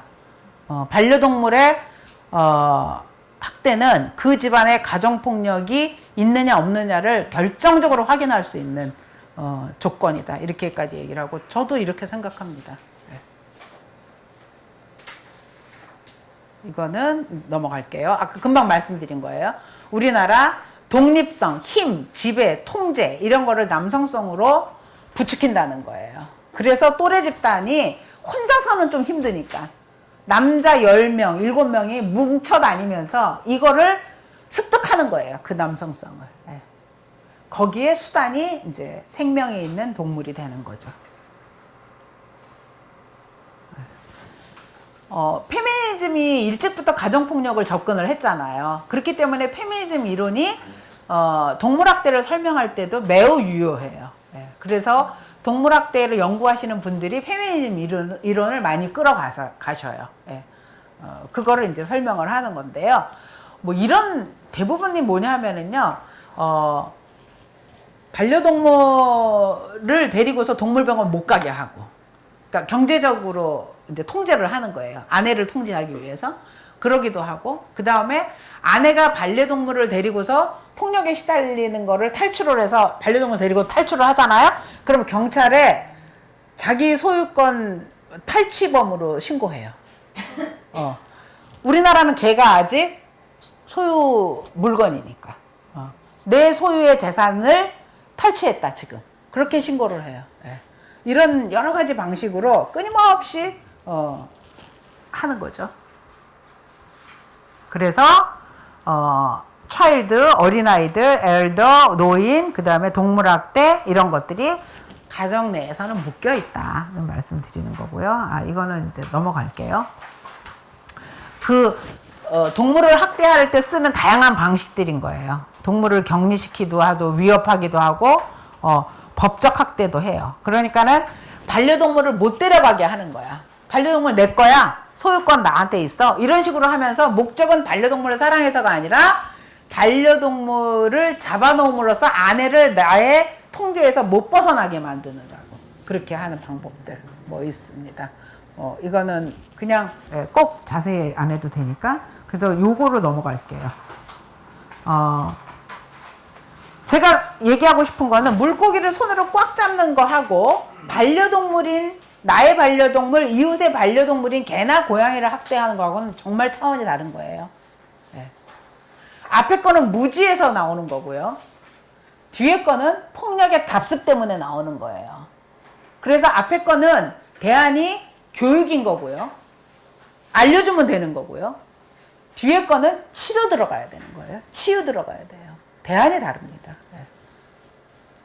만약에 반려동물이 가족이라면 동물학대, 반려동물 학대는 가정폭력이라고 우리는 볼 수 있겠죠. 네. 그래서 지평이 확대돼야 되는 거예요. 관점이 이제 바뀌는 거죠. 동물학대가 아니라 가정폭력 이렇게 들어오는 거죠. 네. 그리고 저희가 아직 건드리지도 못하는 게 있습니다. 실험동물, 사냥, 동물복제 이런 거는 동물학대 아닐까? 이런 거에 대해서는 저희가 아직 못 다루고 있어요. 이 자리에서 못 다루고 있는 건데 뭐 이것까지 다루면 체하잖아요. 네. 우리나라는 법적으로 지금 막 청원하고 있죠. 동물을 제3의 존재로 하자. 물건인 건 아니다. 아무리 생각해도. 사람하고 똑같이 취급할 수는 없다 하더라도 일단 물건은 아니지 않냐. 그럼 제3의 존재? 이렇게 가자. 제3의 존재는 영국과 프랑스가 그렇게 하고 있어요. 예. 그래서 국가가 보호해야 될 의무가 있어요. 이 제3의 존재는 미래 세대를 위해서. 예. 그리고 처벌법은 자꾸 강해지는데 문제는 실형 선고율이 낮아요. 뭐 2천만 원 이상, 뭐 2년 이하의 징역, 뭐 여기다가 작년에 또 3천만 원 이상, 3년 이하의 징역, 동물학대 막 이런 식으로 높아가요, 형량은. 근데 실제로 방망이를 두들기지를 않는다고. 실형을 선고하지를 않는다고요. 그래서 실형 선고율을 좀 높여야 된다. 이런 경우는 너무나 법이 의미가 없게 만들어 버렸거든요. 그래서 그런 것들 말씀드린 거고요. 해외예요. 제가 이거를 해보고 싶었던 거예요. 뭐냐면 동물 학대가 일어난 집이 신고가 들어오면 경찰이 출동을 했을 때 그 집안에 아동과 여성은 학대에 노출되고 있지 않나를 반드시 같이 조사할 것. 거꾸로 아동학대나 노인학대나 아내학대로 신고가 들어왔을 때 경찰이 출동을 하면 그 집안에 반려동물이 있는지 분명히 확인할 것. 그래서 반려동물도 학대, 폭력에 노출된 적은 없는지 크로스 체킹을 하는 거예요. 이렇게 미국에서는, 영국에서는 크로스 체킹이 제도화 되어 있어요. 예. 왜? 이게 묶여 있으니까. 예. 그래서 크로스 체킹을 하면서 거기에 따른 책자들도 다 나옵니다. 어른용, 아이용 이런 것들이 있어요. 예. 가해자를 위한, 가해자 치유를 위한 그런 책자들인 거예요. 우리나라 수의사들한테 설문조사를 했더니 10명 중에 8명이 동물학대 의심 사례를 본 거예요. 그러니까 얘가 이렇게 다친 거는 이거는 사고로 이렇게 될 수는 없는데 이걸 딱 아는 거죠. 갈비뼈가 이렇게 부러져 올 수는 없는데 던졌는데 이렇게 딱 오는 거예요. 그건 있는데 신고를 한 사람은 아무도 없어요. 왜 신고를 못하죠? 신고하면 뭐 하죠? 제도가 그 다음에 뒷받침된 게 없는데. 예. 그리고 또 한편에서는 그 폭력을 당한 개를 데리고 온 자가 나의 고객이기도 하잖아 지금. 이 복잡한 관계. 예. 네. 이거를 우리도 하자. 그래서 통합적 위기관리를 하자. 아까 말씀드린 통합복지는 통합적인 위기관리를 하기 위해서인 거죠. 사회의 위기관리를, 사회는 다 연결되어 있잖아요. 이거를 통합적으로 하지 않으면, 위기를 통합적으로 관리하지 않으면 복지도 올라가지 않는다. 이렇게 얘기를 하는 거죠. 외국에는 이런 반려동물 동반 쉼터가 있어요. 우리나라는 아직 없는데 이런 것도 좀 필요하다는 말씀 드리는 거예요. 근데 우리나라는 이건 있어요. 석 달 정도를 서울시하고 경기도가 국가 유기견 보호소에서 이제는 받아줘요. 이 폭력에 노출됐다는 게 확인이 되면. 네. 그거는 제가 작년에 5월에 이 제도가 만들어지기 했는데 재작년 그때 확인했을 때 한 명이 이 제도를 활용했다고 얘기해요. 점점 늘겠죠, 이 부분. 그래도 한계는 있어요. 석 달까지예요. 이거 이제 사례 아까 말씀드린 거예요. 이게 마지막입니다. 이 사진은 아니고 이 할머니는 아니고요. 그 독거노인이신데, 마포죠. 독거노인이신데 쓰러지셨어요. 그런데 개가 있는 거야. 근데 이 쓰러진 것도 어떻게 알았냐면 계속 낑낑 소리가 나서 이웃이 신고를 해서 가보니까 할머니 쓰러져 있고 개는 낑낑거리고 여기저기 똥 싸있고 막 이런 상황인 거예요. 그래서 할머니 119에 실려가고 이제 전화가 온 거죠. 이 개 어떻게 데려가 주시면 안 되겠습니까? 동물단체이시니까 뭐 이런 거죠. 동물단체는 신고하면 개 받는 곳은 아니잖아요. 이렇게 했다는 거예요. 이런 거였는데, 여러분들이시라면 어떻게 이거를 하겠느냐. 만약에 지금, 복지사가 아니라 하여튼 마을, 내가 옆집이야. 옆집에 사는 사람이었어. 그러면 이걸 다 생각해 볼 수 있는 거예요. 네. 저희가 이걸 전화를 받았을 때, 데려오면 안 된다고 얘기했죠. 절대로 데려오면 안 된다. 왜 데려오면 안 되죠? 데려와서 다른 곳에 입양 보내는 건 더더구나 안 된다. 왜죠? 아까 반려동물은 가족이라고 했잖아요. 이 반려동물이 이 할머니의 남아있는 유일한 동반자일 가능성이 너무 높잖아요, 지금. 아주 너무하잖아요. 할머님이 어떻게 되실지는 모르겠지만 어쨌든 만약에 할머님이 건강을 회복했을 경우 첫 번째 찾는 게 얘가 초롱이 아니겠냐. 그러면 지금 이거를 동물단체에서 데려가서 다른 데 입양 보내달라고 그렇게 접근할 수가 안 되는 거죠. 할머니의 존재를 무시하게 되는 거죠. 그래서 어떻게 하면 이렇게 하세요. 그래가지고 사료를 카라에서 지원을 할게요. 계속.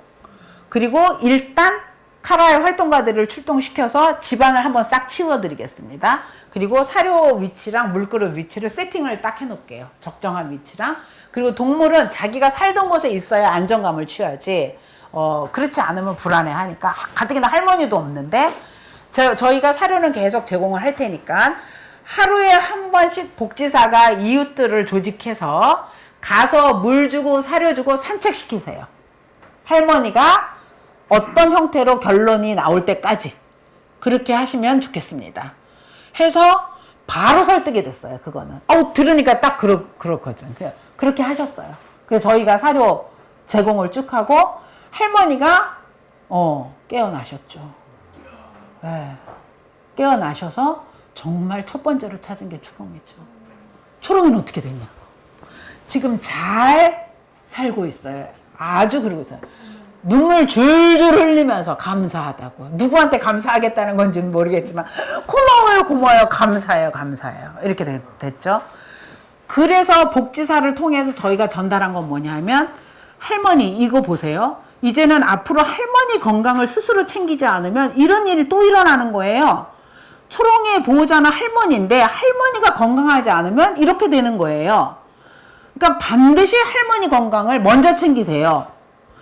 좋은 음식 드시고 초롱이 위해서 나는 아무거나 먹고 초롱이 뭐 좋은 거 주고 이런 거 안 돼요.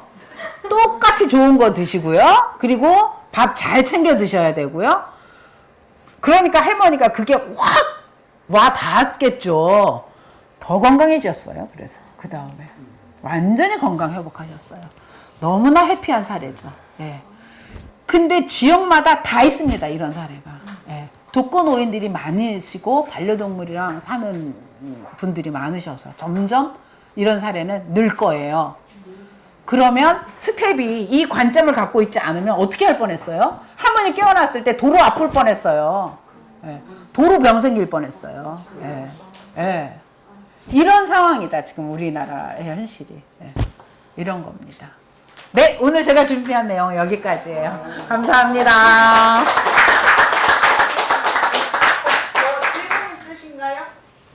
방금 이야기하셨던 사회복지사 이 개입 전략 같은 경우에 혹시 이런 동사무소나 될 것 같진 않지만 동사무소나 지역자치단체나 이렇게 이런 프로그램으로 제공해 주실 수 있는 매뉴얼 같은 게 혹시 있으실까요? 방금 이 사례가 있어요. 네, 아까 말씀드렸던 그 노원구의 김성호 선생님이 노원구를 그 대상으로 엄청 많은 걸 하고 계세요. 동물과 사람이 행복한 마을 만들기 노원구 해가지고 노원구 의회 예산 받아가지고 다양한 거 하시고 본인도 사회복지 전공자이시잖아요. 교수이시고 그래서 그런 매뉴얼도 갖고 계시고 그리고 저하고 같이 서울시 프로젝트 같이 대형 프로젝트 같이 하시기도 해서 실행력도 좋으시고 교수님이시지만 있어요. 그분만 유일하게 있고 그리고 또 어떤 상황에 따라서 금방 이제 해외 사례들 많으니까 그거를 좀 만들 수도 있죠. 그게 일종의 커뮤니티 케어예요. 사회복지에서 접근하는 커뮤니티 케어. 요즘 중요하죠. 탈시설. 시설에 계신 분들을 이제는 시설 바깥으로 빼서 치유농장이나 뭐 이런 데를 통해 가지고 마을이 케어하게 하는 거잖아요. 그게 커뮤니티 케어잖아요. 이 커뮤니티 케어에서 동물복지가 꼭 들어와야 돼요. 네. 네. 제가 볼 때 이제 예를 들어 공동주택에 개들이 많이 키우잖아요. 네. 저도 들려요. 그런데 이제 그거를 문제 제기를 받으면 성대 수술 시킨단 말이에요. 수술 전에는 뭐 목이 쪼이는 지짐을 쪼이는 거가 있더라고요. 그런 걸 하다가 이제 성대 수술하고 중성화 수술하고 등등의 이 어떻게 보면 훈련도가 있어요. 그게 나의 반려동물로서 관계를 유지하기 위해서 그거는 동물학대가 아닐까요? 학대죠. 그런 면에서 치면 이 한국의 반려동물 어떤 문화 자체도 굉장히 개선될 부분이 좀 많다고 너무 보거든요. 많죠. 예. 그런 거에서 좀 이제 단순히 이웃에게 피해가 간다 얘기 아니고 정말 누구 중심으로 보냐, 걔 또한 내 중심으로 보기 때문에 내가 이뻐하게 염색해주고 잘라주고 뭐 이런 게 어떻게 보면 정말 생태 형상하고 상관이 없는 거죠. 그런 문제 보면 어떨 때 반려인들이 좋게 보이지만은 않아요. 그럼요. 같이 살아야 된다 생태적 관점에서 네. 어떤 자세를 맞아요. 가져야 되는지는 알겠지만 그들이 또한 동등하게 존중받을 만큼의 행동을 하나? 아유, 전혀 준비가 안 된 상태에서 반려동물을 가족으로 그게 맞이하잖아요. 답답함이 하나 네. 있고요. 또 하나는 말씀하신 것처럼 그 중대재해와